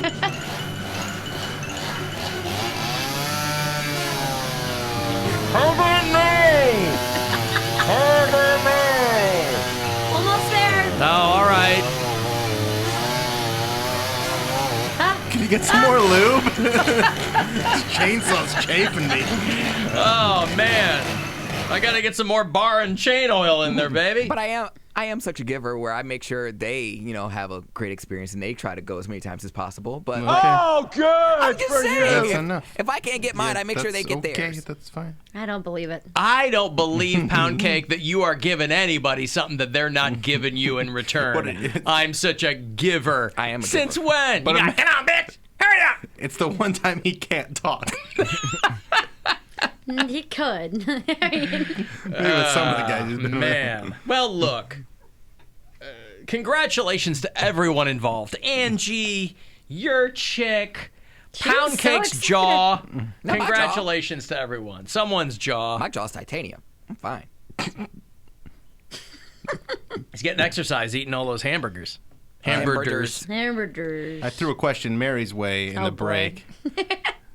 I asked her if she'd rather wear pasties And no shirt. and no shirt or a shirt with the nipples cut out. Only your nipples showing through a shirt. That's a tough one, dude. Really? 'Cause I'm not comfortable with my body, so I don't really want my belly out. But you're more comfortable with your belly than your nipples. That's what I'm saying. Yeah. But Do see, I I feel want my like belly covered and just my nipples out? That's like, a little weird. why aren't you comfortable with your nipples? Do you got dinner plates? Are they weird? No, my nipples are fine, but So it's why- just yeah. it's just a very strange thing Right. that you have to address. It would. You And can't how just did you have how nipples did you out. arrive at this question? We were just eating fruit snacks. That's what And he that did asked it. me. I had peanut M&Ms, he had fruit snacks, and he's Uh-huh. like, all right. He had I one have that looked like a little question." one that looked like two cherries, and he goes, "Hey, I just thought of something." I don't know. It just sometimes weird things pop into my brain. Sure. And I thought it needed to be addressed. So you would just have your nipples out, Alan? That's a... Well, I'm a guy. Well, It's you're a completely guy. different, Yeah. yeah. This doesn't really go as far. Mm-hmm. Listen, Whatever. I have my nipples out every chance I get. Yeah? Yeah. Regina George in it? Just cut the... It's a Mean Girls reference. Yeah. It's- You know, we watched that in Columbus. Did you love it? I had never seen Mean Girls before, Really? and we had just gone back to the hotel, and it was pouring rain, and so we were going to go out and have dinner, but we were waiting, and so we must have gotten I'm clicking around, and we must have gotten Mean Girls 10, 15 minutes in, because boy, that thing was long. It's a long So we movie. must have gotten Well, you're it- also probably watching it on TV with commercials. Maybe. Yeah. Yeah, maybe.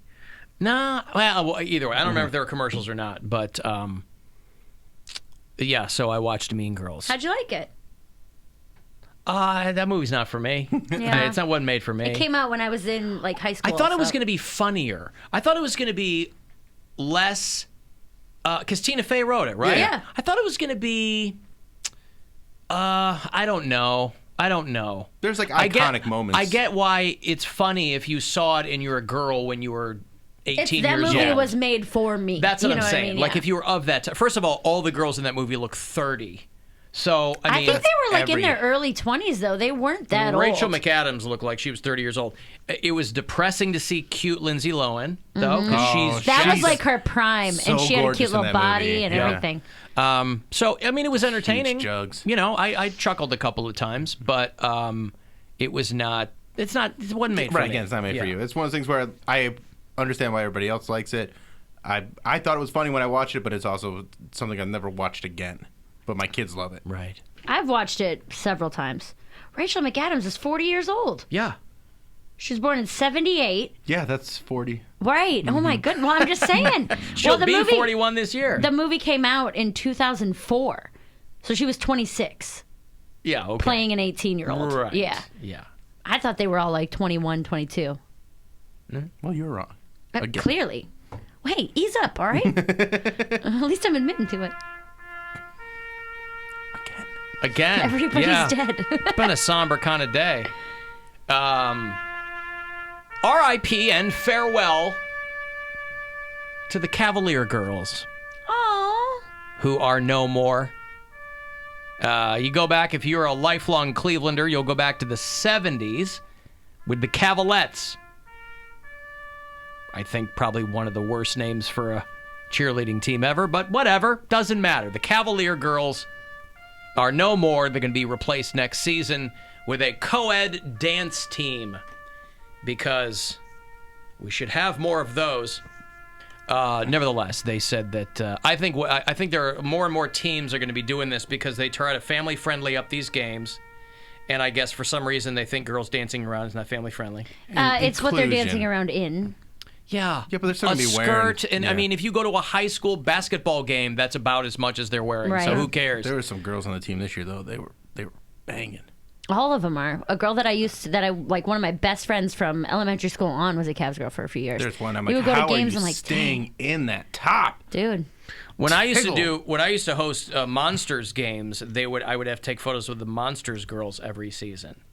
And I'd be like, I don't want to be in this photo. Right. No one's looking at me in this picture. No. Right. I'm like, I'm ruining this picture. Mm-hmm. Don't we have some former Cavs girls back in sales? Mm-hmm. I think so. Yeah. They got out just in time. They must have known the writing was on the wall. So the Cavs powerhouse dance team will replace... plus, I think a lot of these teams, with all due respect to the girls, I think a lot of these teams are like, we don't want to deal with it anymore. We don't want to deal with rumors of a player and a girl. We don't want to deal with a girl complaining. They're so strict about that, though. I know they are, but it's you're not supposed to, but it still happens all the time. So I'm like, I just don't think these teams want to deal with it anymore. We should ask them and see if there are any things that they know about. I don't... The girls back in sales, I'm sure they got into some stuff. Yeah, but I really don't think that they did. I don't think that it's like that. I think that's a rumor, and it's always been a rumor. Of cheerleaders in general, dance teams and sleeping with players and jersey chasers. I feel like there's one every few years well, where that kind of a thing happens. But what I'm saying is, I think that's dancers. I think that's something that happens once in a while. Now, I can handle the dance squads. None of us are unfamiliar with those. So if you're going to take away the scantily clad foxy girls and replace it with a dance team, no one asked for that. But okay, fine, I get it. What I don't get is the additional edition of the Cavs Dancing Dads. What? Soon. A group of fun-loving dads and their routine. Again. No one asked for this. This is real? It's supposed to be funny, right? It's a funny joke. Haha, dancing dads. Fun-loving dads. It sounds like something that they used to do on the Jumbotron that someone took too seriously. You know what I mean? Like those little, where they're like, oh, we'll pan around to the dancing dads, and they've got like the Macarena playing or something, and somebody's like, we could do this. We could make this a thing. The only way they can do this and make it work is if their kids are on the court embarrassed by them while they're dancing.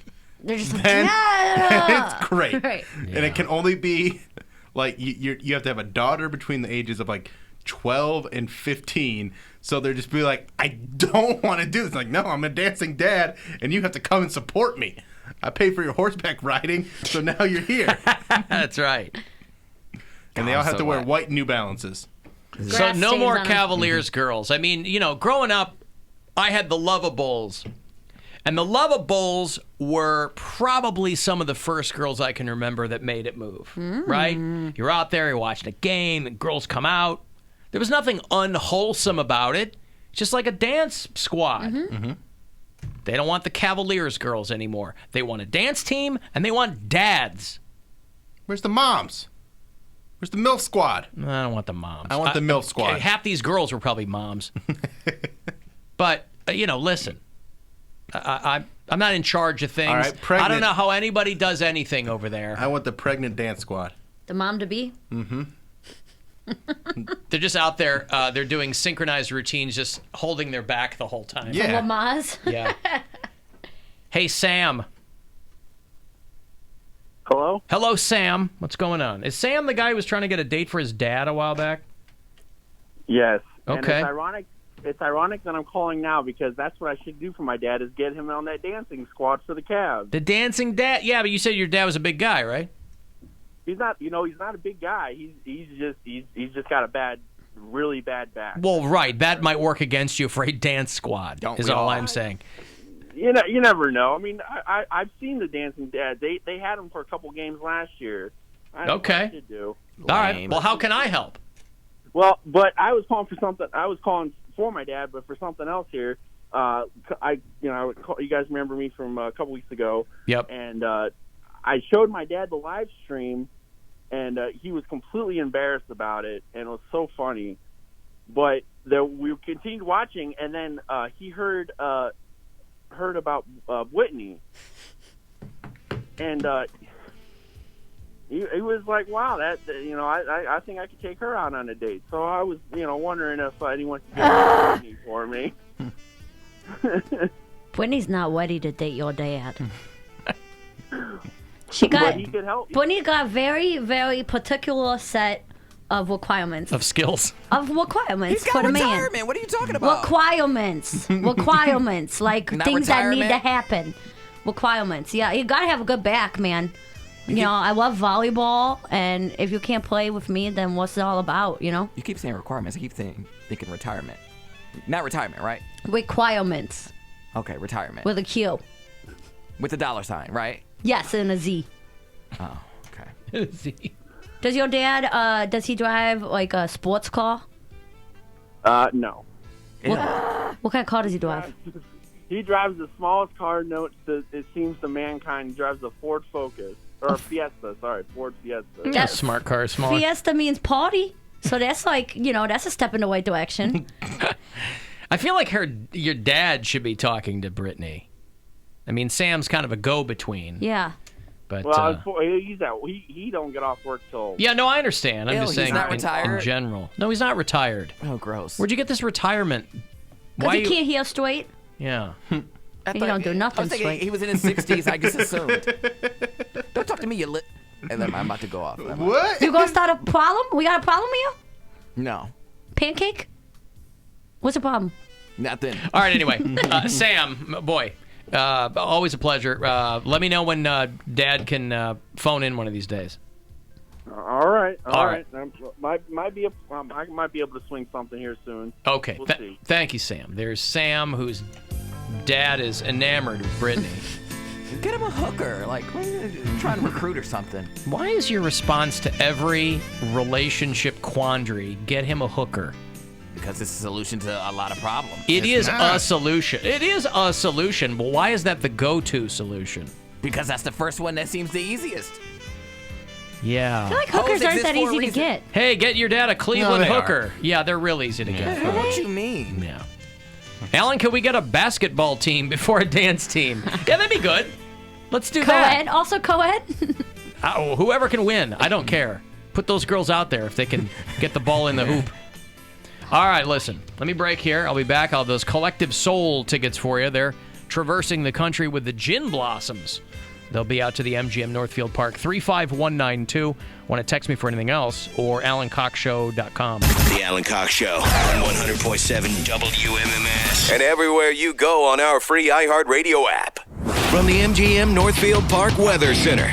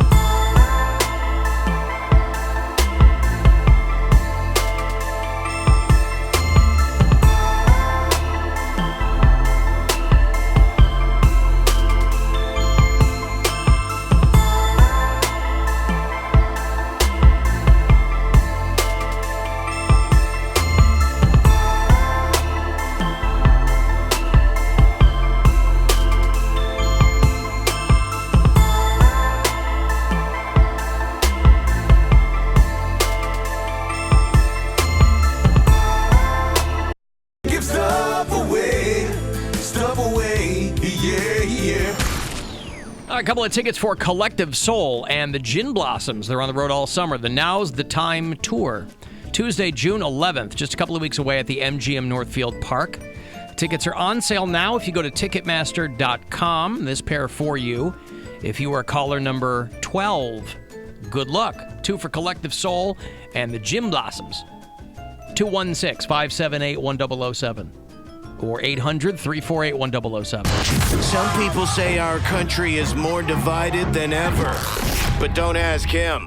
He sucks at math. Alan Cox on 100.7 WMMS.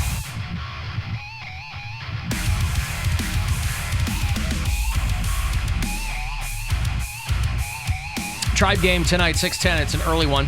First of 4 against the Tampa Rays. So we'll get out of here around 5:30, and then your pregame coverage will start. In between our exit and the Tribe beginning, you'll have another crack at $1,000. Next one coming, though, however, is at 4:30, so about 6 minutes from now, but then 5:30 will be your last one before the Tribe game, and then tomorrow will be your last day to go fund yourself. So if you've struck out thus far, you still have a lot of chances to win, but you're waning. They're in the 11th hour now. If I was watching some of the coverage of the tornadoes that ripped through the Plains states, they said the whole Oklahoma City metro area was under tornado watches and warnings. It tore through Missouri. Violent tornadoes. 3 people killed. I guess it could have been worse. Do we name tornadoes? It's a twister. I don't know that we name tornadoes. Oh my God! Tornado! Tornado! Right. That kid outside of Pittsburgh there. Oh! It's a twister! Get on! Get in a doorway or a bathtub. I guess they were lucky that only 3 people died. A 56-year-old woman. I'm sorry, it's Missouri. The 224th trimester. And then a couple other people. But yeah, a lot of people losing their homes and, things like that. It's always funny to me, by the way, when you watch these, you never hear religious people say that is God's punishment for Missouri, laws or Alabama laws or Louisiana laws, Treating that is weird. Treating women as less than... It's only ever gay stuff. Mm-hmm. It's only gay stuff. It's never like, well, clearly these storms were punishment by God for treating women less than human. Nobody ever says that. Never comes down to that. Good point. It's only ever gay stuff. Which makes me think that these storms have nothing to do with God, Bill. That could be. Or it's like they're making it all up. God's correcting his mistakes. But honestly, if me having gay sex wipes out the entire human race, I'm game for that. I'm going to have more. More sex, but you won't reproduce. That's fine. You can't perpetuate the species. He's the plague. Yeah. So the more sex I have, the more people get wiped out. Okay. But you don't get to choose the ones that get wiped out. So what if you're killing off doctors and... You'd be fine with that? Just killing off people randomly? Yep, challenge accepted. Mothers? But what if one of the people that got killed off was the person you were having sex with? Mid-stroke. He was leaving right after anyways. He wasn't going to go for a round 2. Who cares? Huh. You ever see the movie The Box? I know the movie. I never saw it, though. Yeah, it's set in the 70s. It's the premise is pretty cool. Didn't they redo it a few years ago? You're thinking of Bird Box. That's what I'm talking about. It's Cameron Diaz, James Marsden. Oh, it's set in the 70s. Set in the 70s. Okay, yeah. And this guy comes to their door and says he's got this box and there's a red button on it. Oh, I've heard this. Have you seen this? I've heard this ultimatum. The movie could have been better. It's good enough. The premise is cool. It's kind of Twilight Zone-y. They put this box down. It's a guy and his wife, Cameron Diaz and James Marsden. They need money and, whatever. And guy comes to their door and he goes, there's a red button on this box. You lift the plastic thing up. If you push this red button, you will get $1 million, but someone in the world will die. Someone's going to die anyway.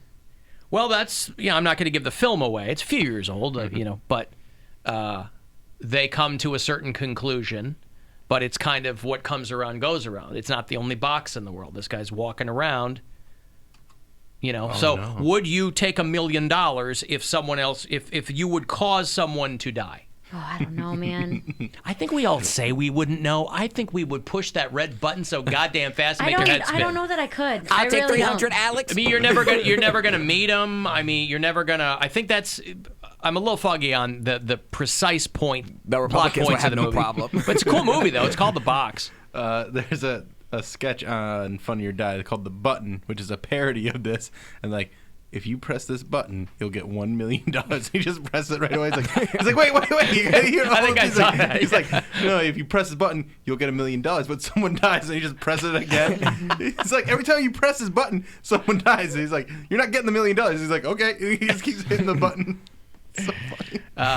That guy who does the jazz piano to clips, we played Cardi B, and this guy's killing it. Charles Cornell. He went viral, I think, from the Cardi B thing and a couple other things, but he's, listen, when these storms go around, he springs right into action to make people feel better. I just want to thank all of the incredible men and women who have done such a great job in helping with Florence. This is a tough hurricane. One of the wettest we've ever seen from the standpoint of water.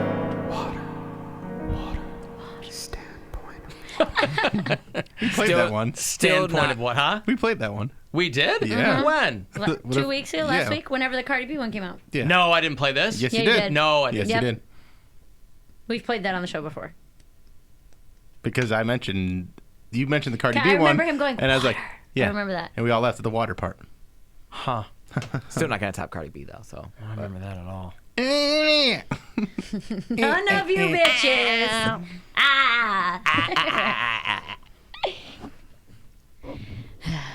You sure we played that one? We played I guarantee we played it. We played that. I don't remember that at all. just like you don't know, you mouth all of your little. He's gotten bits. so much better about that, about mouthing the sound bites. I mean, I don't remember most of what we do. It's like smoke rings in here, Yeah. cotton candy. It's like it's gone. Who cares? But, boy, I don't remember that at all. None of you got these exclusives. Switch the sweets up. I wish this wasn't bleeped. It's so stupid. What's poppin'?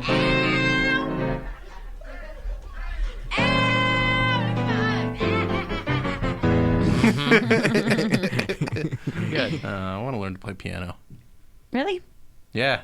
My son's teaching himself. My daughter's teaching herself guitar, and my That's son's one of the teaching things himself piano. I would do in the Philippines is we'd spend a lot of time at the churches, and so I got to a point where I could read music and play my right hand pretty well, but left hand was always very difficult. Reading music is pretty cool. Like it's just super like you're easy. speaking a different language. Like you understand a different language. Like I did that when I played viola. I miss viola. I haven't played it in years. Start a band, piano and viola. Sure. You could pick up the viola again.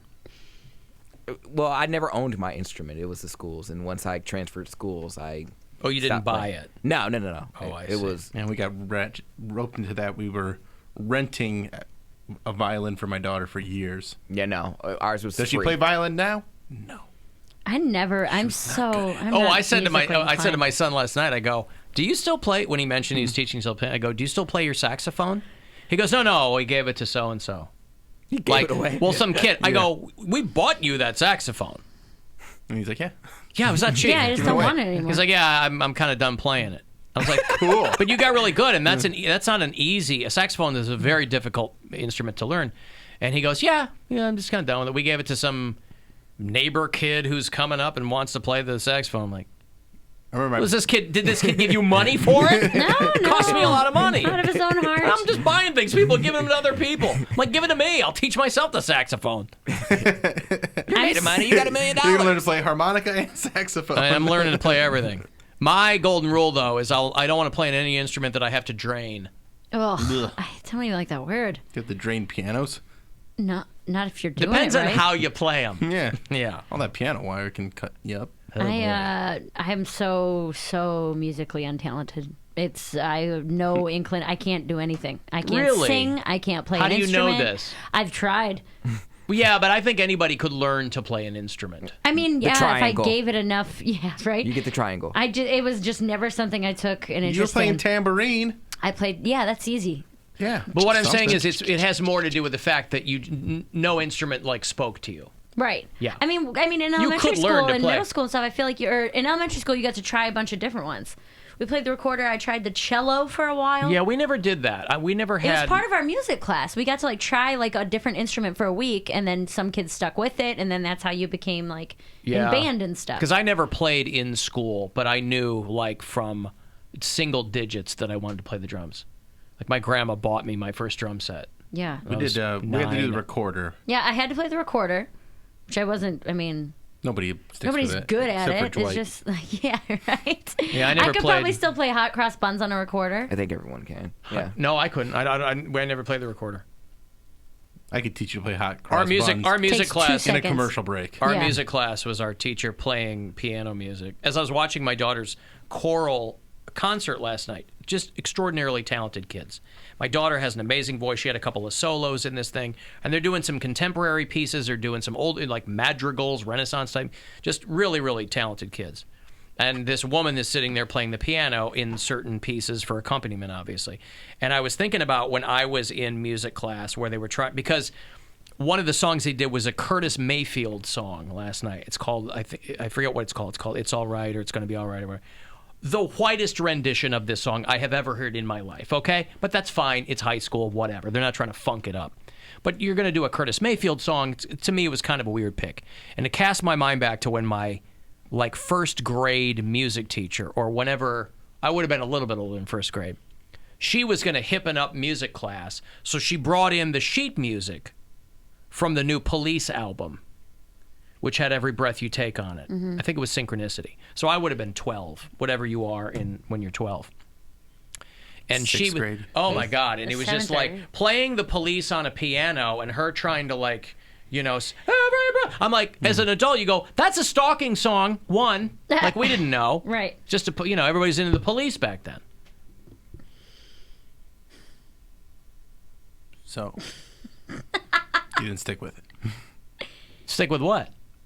I don't know that story. Music? That's story. No. I'm saying if if the instrument speaks to you, Then you're going to learn to do all kinds of different things with it. Nothing spoke to you. No. Yeah. Because I had no interest when I learned enough to play the drums. I had no interest in playing in school or Right. walking around with a snare drum strapped Right. around my Yeah. neck. I was like, I want to be in a band. I want to start a band. I want to play in a goddamn band. See, I from a young age, I was always in plays and stuff, any kind of thing that we had going on for school, plays and talent shows, but I would do goofy things, and that's something that I always liked until I started cheerleading in 7th grade. I had to pick between plays and fall cheerleading, and I chose cheerleading. You picked instead. cheerleading over. I had more performing. friends. I had more friends that were in sports and stuff, so I could cheer for my friends that were playing football. I could cheer with my And girlfriends. travel with the team. Mm-hmm. I only joined orchestra because they traveled. Up until then, I had always done plays. Yeah, I mean, it's not weird to not play an instrument because plenty of people don't. I can't imagine not playing an instrument. And my parents never pushed it. My dad plays guitar and piano, but my parents, strangely enough, my mom sang and my mom played the drums. That's kind of how I got started. But it's my parents aren't they weren't pushing that on us. There's a piano in my parents' house, but they never pushed us to do that. I did some piano lessons when I was in probably 5th or 6th grade, but the teacher and the recitals and stuff like that, I didn't enjoy. I liked the piano and I was pretty, I was getting better at it, but because I didn't like who was teaching it to me in the class and I just never got into it. Well, and I wish I would have stuck with it more and just kind of taught myself more. But in band class, I saw people drummers. They were each playing one part of the drums. Yeah. I'm I'm not doing that. That's not drumming. I'll play the whole kit. Yeah. Yeah, my mom, she pretty much now made if I me. could play piano, I play one part of the piano. You only play the white white keys. keys. The white keys or the black keys. Yeah, the black That's it. keys. I also don't. Go ahead. I got $1,000 here. I give you some money.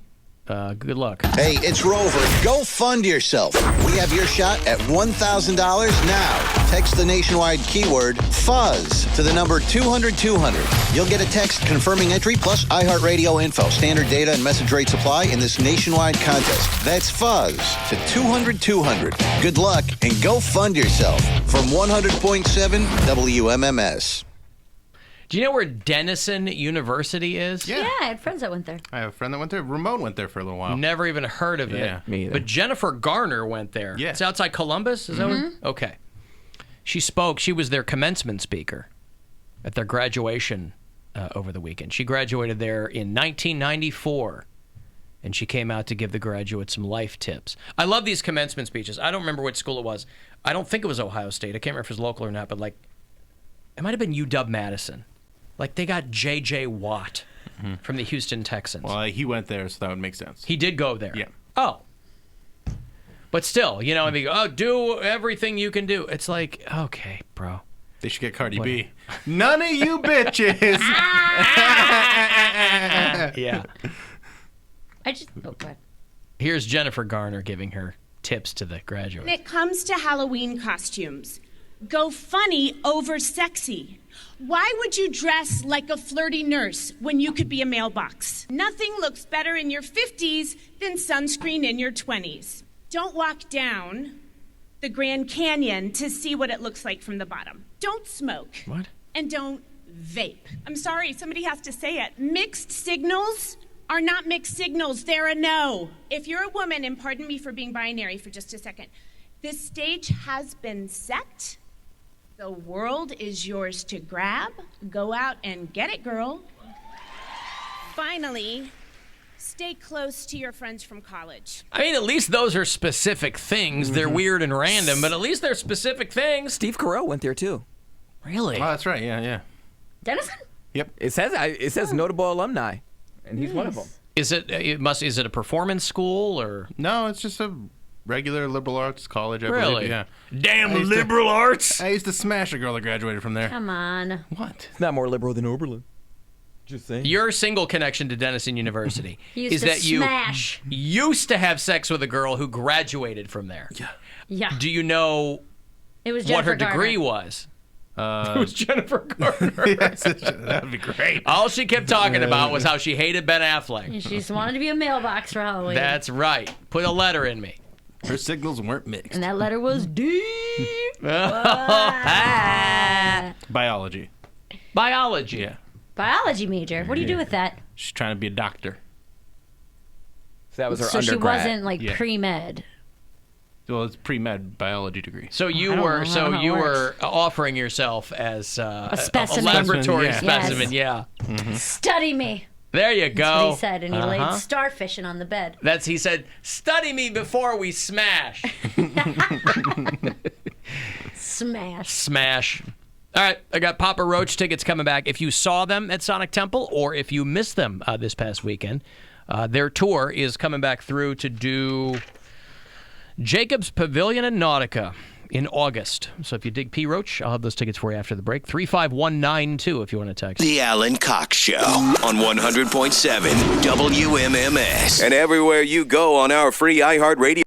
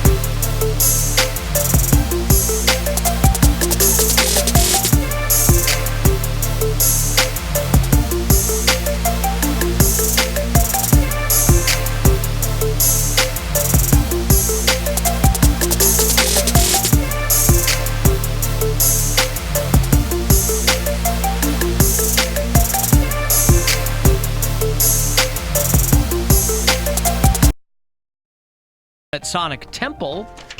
Awesome. If you missed them, though, they're coming back through. The Who Do You Trust Tour. Jacobs Pavilion at Nautica on Sunday night, August the 18th. Tickets are on sale if you go to livenation.com, but you can win these right here. And make account caller number 17. Good luck. 2 for Papa Roach in August. 216-578-1007. Or 800-348-1007. Hello. Alexa, play 100.7 WMMS on iHeartRadio. Here you go. From the Final Touch Construction Roofing Expert Studios, it's the Alan Cox Show on 100.7 WMMS. Cleveland. An iHeartRadio station.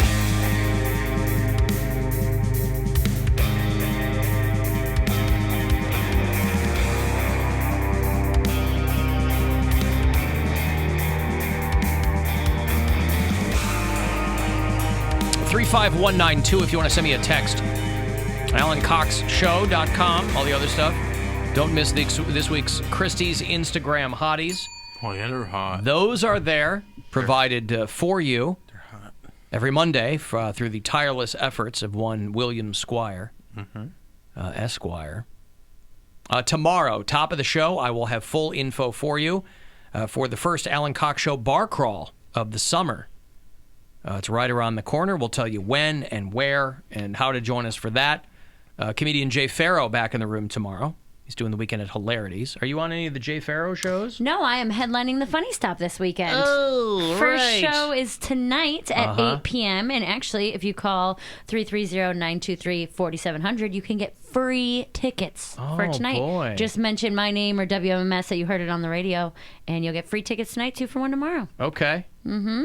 Well, Josh- bummer for you that Jay Farrow's going to be in here tomorrow promoting his shows. Yeah, but it's fine. Yeah. Just, Because there's some just come to Akron mine. people that listen. Friendly competition. There's Yeah. some Cleveland people that listen. Yeah. And you guys should definitely go out and support Mary. Thank and you. go see her at the Funny Stop because she is absolutely hilarious. But if you don't live down that way, maybe you're in, like, I don't know, a suburb of Cleveland like Berea. Yeah. You can see her on Sunday with me at Fat Guys. Oh. 7 p.m.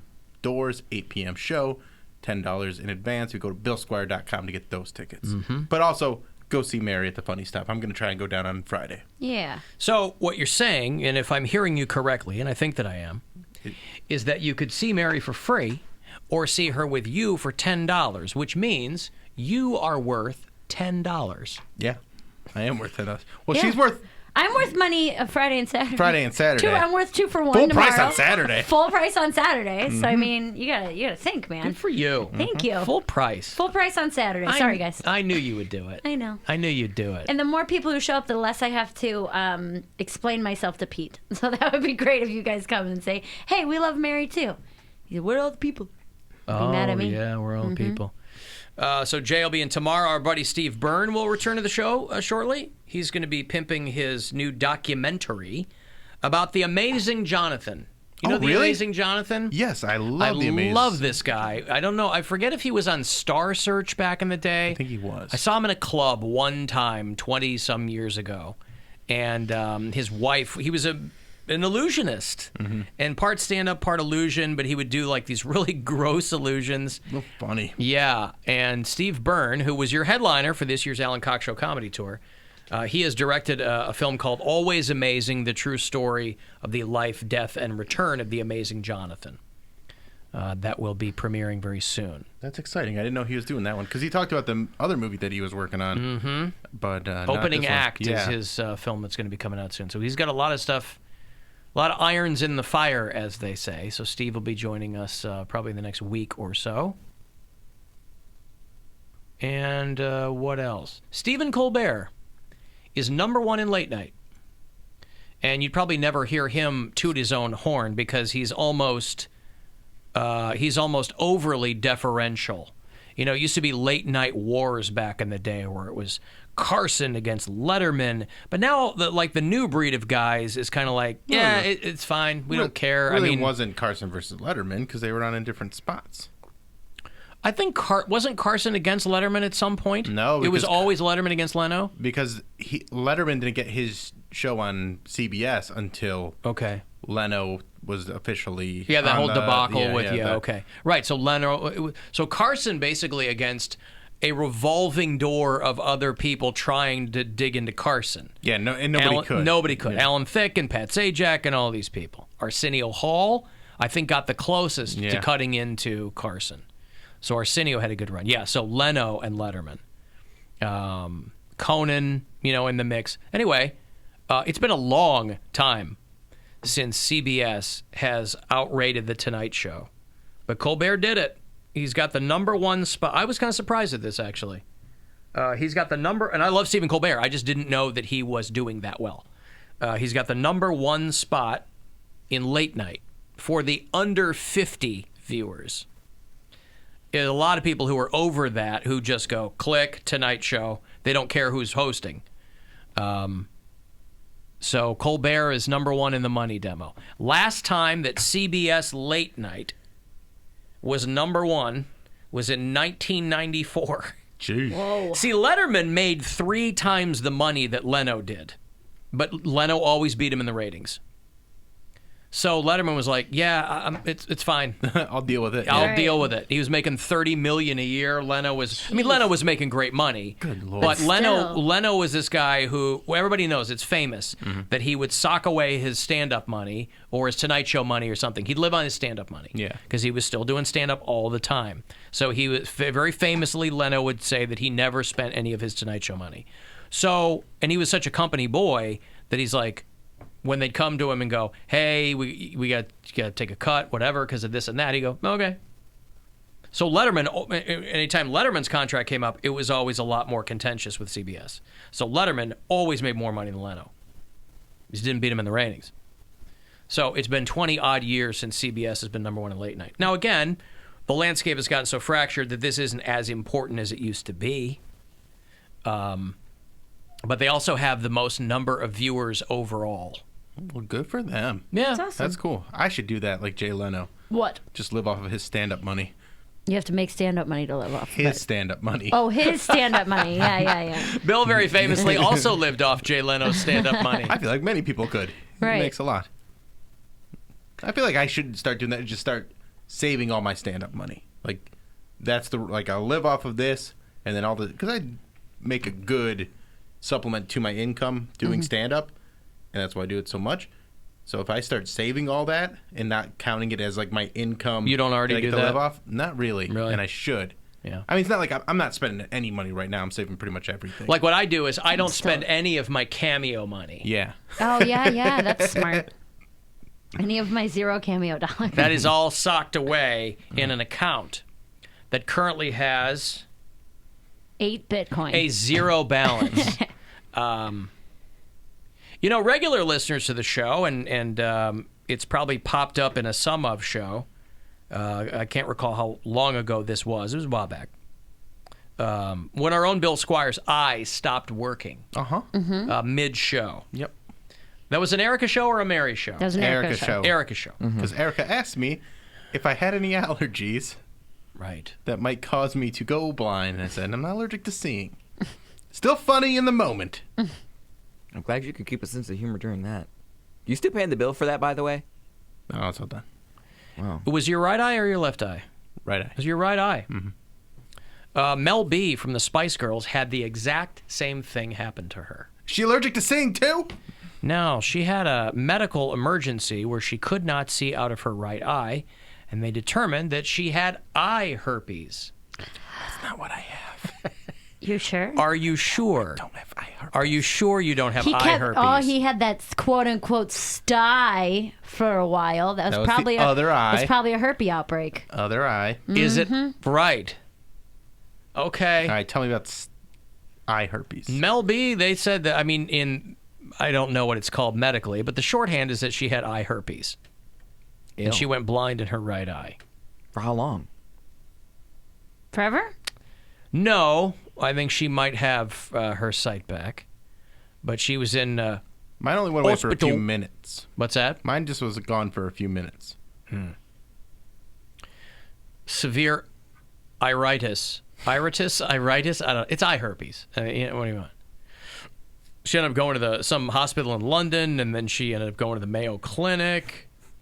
She's getting the London I guess so. They look. put Mayo on her eyes. Is that a cure for herpes? Mayonnaise. Yeah, I think any medical professional will tell you that if you have a herpes outbreak, the first thing you want to do is get yourself some Heilmann's. But real mayo, not Miracle Whip. Not Miracle No, Whip. that's Miracle zesty sandwich spread. Right. Mayonnaise would Real be... mayonnaise. Hellmann's. Hellmann's. Or Heinz. Does Heinz make mayonnaise? Of course they do. Hellmann's mayonnaise, sure, whatever you like. It's a condiment. Heinz does it. And you apply it liberally. I believe the verb I hear most often is slather. Slather your sores. That's right. Hellmann's. You wanna- Slather your sores. You want to fart your farts and slather your sores. That's right. So you want to treat I'm that still thing hungry. like it's a rack of ribs, and you are trying to mayo off your herpes. When Dr. Berglund is back on the 31st of this month, which I guess is a week from tomorrow, I will get him to... I'm sure he'll be happy to corroborate what I'm telling Well, you. you know why? I mean, I've heard that if you have lice, you put mayonnaise in your hair. Yeah. It suffocates the lice. Why wouldn't that work for herpes? Suffocate the sore. Do you suffocate herpes? Yeah. I'm gonna let Mary be the herpes expert. I'm guessing. These are all hypotheses. Herpes expert. Yeah, I'll be your herpes Well, expert. Mel B says that they told her it will take 3 to 4 months to fully get it under control, whatever she's got. I don't think that I've ever heard about the drowning lice in mayo. You've never heard that? Never heard that? No. I've heard that. I've heard that. No. Mayonnaise. I've heard you wash your hair in spaghetti sauce or tomato juice when you get sprayed by a skunk. I've never heard. Why is everybody running out to get rid then, the combs and the shampoos and crap, if you could just put mayo in your hair and get the lice out? Well, all the other stuff is like kills it and gets rid of the eggs and Well, don't I you want to know. do that? Well, it's Yeah, but I'm saying natural versus Yeah. non-natural. So if you You're want to not do it in putting natural, chemicals in your head. without using chemicals, you use mayo. If you want to use the other stuff and just get rid of it, because my kids got lice. I had lice It was in elementary bad. school. And I think they did the mayo thing on the Office episode. Peanut butter. He had gum in his hair. No, Different. no, When did they have lice? Oh, yeah. because Meredith shaved her Meredith head. gave everybody lice, yeah. Mhm. Or no, it wasn't actually Meredith. Who did it? Was it Pam? Yeah, It doesn't matter. Jim and Pam. But yeah, it's mayo in your hair. It's Use supposed to like suffocate them, and then it makes your hair like they can't lay Too their slippery, eggs or something. Yeah. But why would you want to? Why wouldn't you just want to kill them outright? Because some people don't like using chemicals. It's On like their brains. Yeah. There are chemicals in mayonnaise of some kind. It's a colloidal Yeah, but mixture. it's not I mean- like you're not like putting harmful bleach chemicals into your head. Listen, man, if I have bugs on my scalp, I I want to understand. fry them Yeah, off. I'm using the chemical stuff. Yes, but I'm using the saying chemical mayonnaise stuff. is another thing you can do. It's the same people who don't use deodorant because it's not natural because it's chemicals. Yeah, those people are Same- freaks. Yes. And they stink. Yes. But it still They smell exists. so bad. I'm not going to bat for it. I'm saying that it's out there. All right, I've never heard of Get that. mad at me about Frontier it. medicine. Like I'm the one who did it. Well, you're the herpes expert. I figured maybe you were the lice Listen, expert. You slather your sores and you just coat your hair And in you the drown mayo. the lice. I can only imagine just Suffocate the lice. walking in like, why does it smell like a deli in here? Oh, Monica, she has lice. Like, You don't wear it out. she's walking you don't around put the like house. a shower cap She's on. walking around the house. And like, why she got salad dressing in her hair? Oh no, she has lice. We just put mayo on Man, there. I'm not screwing around. If I don't know how it happened because it seems very, very rare that you avoid it now, but we never got lice in school. Neither of my older kids ever got lice in Knock school. on wood, I never got it That's what either. I'm saying. Yeah. Knock on whatever, because there was an outbreak. I never got it, but there was kids that did have it when I was in 3rd grade, and yeah, my kids. I just that was assumed, such a bummer. I just assumed it's a they, huge bummer. Right, I assumed they would eventually get it in school, and they just never did. I was going to say, forget lice. I know somebody that had scabies, and I stayed Ugh. far away from them. I just saw a got news it. story about scabies outbreaks in some like college or something. Like that is a deal breaker. Like one way to have me not be your friend anymore ever again is get scabies. 'Cause To I don't never be know. your friend again. ever again. Right. I got it after going camping. Like the group of girls that I went camping with, we all got it. So one of them had it, and we were all staying in like a big tent. Scabies? No, lice. I almost said rabies. Oh, well, no, He I- goes, scabies, no rabies. I actually. thought you meant scabies because it's No, like a no, mite that burrows under your skin. No, we were all sleeping in the same tent, and we don't know who had it or where it came. We were like 10, and we all came home with lice. And I, gave it to my sister, and then came out at school. That's less hot. Yeah. 10-year-olds with lice is less hot than adult women sharing a tent. How about this, yeah. Alan? Yeah. Because yesterday I was in Michigan and I was watching the local news for a little bit, and this is where I heard about that scabies outbreak. It was not at a college; it was at a women's prison. Man, that's sexy. Because there's a lot of hot women in that women's prison, boy. Yeah, especially. Oh. Right there in Ypsilanti. Ypsilanti, Michigan. There you go. Getting tipsy and ipsy, baby. It's not Ypsy, it's Ipsy. It's Ipsy. Tipsy and ipsy. That's when right. you drive past, that's how you know, like, you're 30 miles in because they have all the do not pick up prisoner signs. Yeah. We're about to get to Ipsy. Same with Jackson, Michigan. There's a prison there, too. You get on them scabbies. Scabbies. Hello, ladies. Anybody got the scabbies? Scabby Abby. So, yeah, okay. Well, I've never heard the mayo for lice thing. Anything else you want to throw out there? Like you put cinnamon on your crotch if you've got the clap? Or anything? That's the one. All right. Cinnaclap. Cinnamon challenge. Cinnamon clap. Cinnaclap. Also drives the ants away, too. You put It's cinnamon crazy, yeah. around your genital region. Hey, speaking of which, and I don't want to beat a dead horse, but we have had, coincidentally, an inordinate number of conversations about oral sex on females lately. And I was looking I didn't even know you could do that. Have the conversation? No, do it to a lady. Now, if you go down there and it's covered in mayo, run out the front door. That's also for crabs, yes. Well, there might be lice. I don't know. Cubic lice. Right. Anyway, this was in Louisiana that a woman was very upset because her friend, she brought a guy home. She says her friend, but she wanted him to perform oral sex on her. And he said no. And then she whipped out a gun and pointed it at him, demanded it again, and he still said no. He jumped out a window. He's got a... How gross are you? That's... You can't even get a guy to go down at gunpoint. At gunpoint. I'd rather die. I saw a meme of this. He jumped out a window. It made me laugh so hard. Oh, my God. I hope I can find it. What kind of Chernobyl meat wallet did she have in her my shorts goodness. where this guy jumps out the window under pain of death? He will not go down there and do some She just work. wanted some loving. You could buy it at the store. Hey, could you go down there? It's not Nope. the How same. about now? Points a gun at him. He jumps out the window. She better have turned it on herself because there's no will to live after that. You can't get a guy to go down on you with brute force. You should just kill yourself. That's all there is to God, it. try to apply 50 foot-pounds of pressure to the top of his head and you still run out. Right. Pull a gun out of the nightstand. Barrel to his temple, and he's like, I don't want to do it. That's right. Aw. What do you think now? Got to get out of there. I hope I can find I this. wish I could see a picture of this girl. That's what I want to find. There's because a picture of him, not her. No, her. No. Do you have the Facebook article? No, I'm looking at it on the Smoking Gun, Okay. ironically. Because there is a picture, and it's I the mugshot of the lady. I think we can imagine what she looks like. And they posted it, and they Where say... is this? Florida? Louisiana. They say, hey, why did you post a picture of the guy? And they go, no, that's the mugshot of the girl. And I think that's the girl? That's the girl. With like short hair? And, oh, that's the girl. Oh. Because they're like, nice how you post a picture of the guy and not the girl. And they're like, no, it's the mugshot of the girl. Oh, gross. Well, she looks like a dude. Yeah. Yeah. It's so funny. Man, smells maybe like one, too. maybe that's what I should do. That's how I shake off this dry spell, is I just get a gun. You have people that will do it. Okay, but... I'm just saying. Bill's offering. Okay. I'm not offering. Gross. Not I was going to say, Queen of I've... herpes or whatever her nickname is. Right. I am not the queen of herpes. I don't have herpes. Can we put that out there really quickly? Mary Santor does not have herpes. Thank you. That's right. On her genitals, just on her eye. If you go south of her neck, you can be sure she doesn't have I it. like how when we talk about things like this, all I do is get texts and emails from people. I had scabies. I had lice. Right. I'm like, Yeah. I don't get any of that. I'm so glad.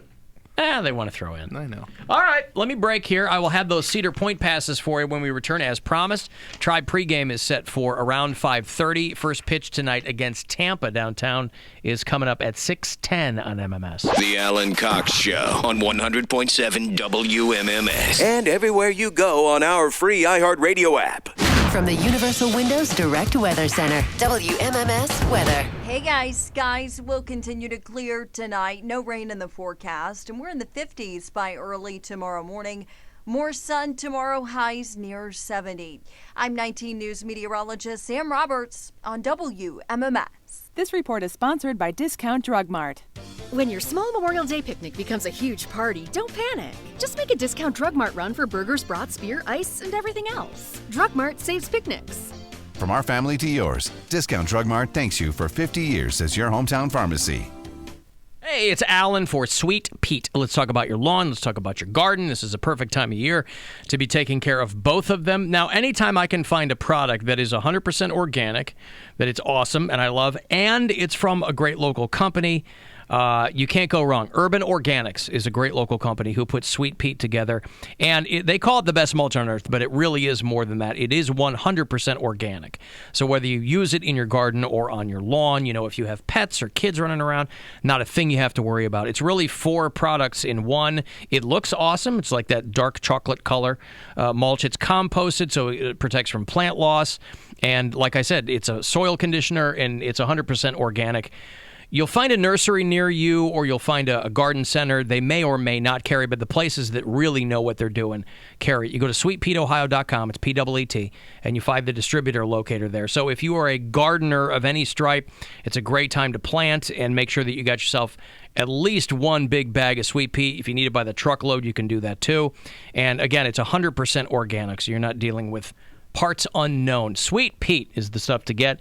It's sweetpeteohio.com for the info. Save big at Ganley Subaru of Bedford. Lease the new 2019 Subaru Outback 2.5i with symmetrical all-wheel drive, rear view camera, and eyesight driver assist. $199 per month. That's right, only $199 per month. $999 due at signing, 36 months, 10,000 miles per year, and no security deposit on approved credit at Ganley Subaru of Bedford on the Bedford Auto Mile, or click GanleySubaruofBedford.com. At Huntington, we believe a bank's job is to take as much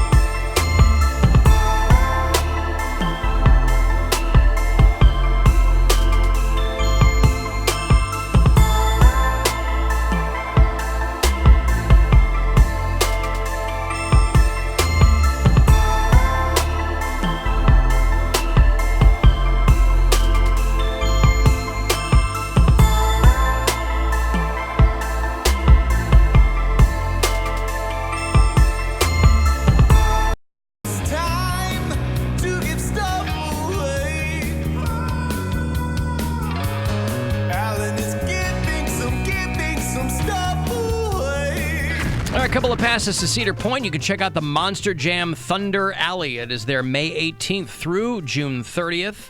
You can get up close, sit in, even ride in some of your favorite Monster Jam trucks. All new, limited time experience over at Cedar Point. Tickets, info, whatever else you need at cedarpoint.com. Okay? These two tickets for you. Be caller number 13. Good luck. 216-578-1007 or 800-348-1007. He keeps his emergency bug-out bag in his trunk. Unfortunately, it contains only Pez, comic books, and moist towelettes. The Alan Cox Show on 100.7 WMMS. All right, we got to go, William. Quickly, what do you got? This Sunday, Fat Guys, Bill Squire, Mary Santora, hosted by Drew Miller, right? Yep. And that's at 8 p.m. BillSquire.com for tickets. Mary? Funny Stop Comedy Club down in Cuyahoga Falls this weekend. It starts tonight, 8 p.m. show, and then Friday and Saturday there's 2 shows as well. You can call 330-923-4700 for free tickets tonight, so come on out. All right, cool. We will reconvene with you tomorrow at 2 o'clock. Jay Farrell will join us. Today's show is available on demand on the iHeartRadio app. And your next shot to grab $1,000 is minutes away. Tomorrow, the last day to go fund yourself.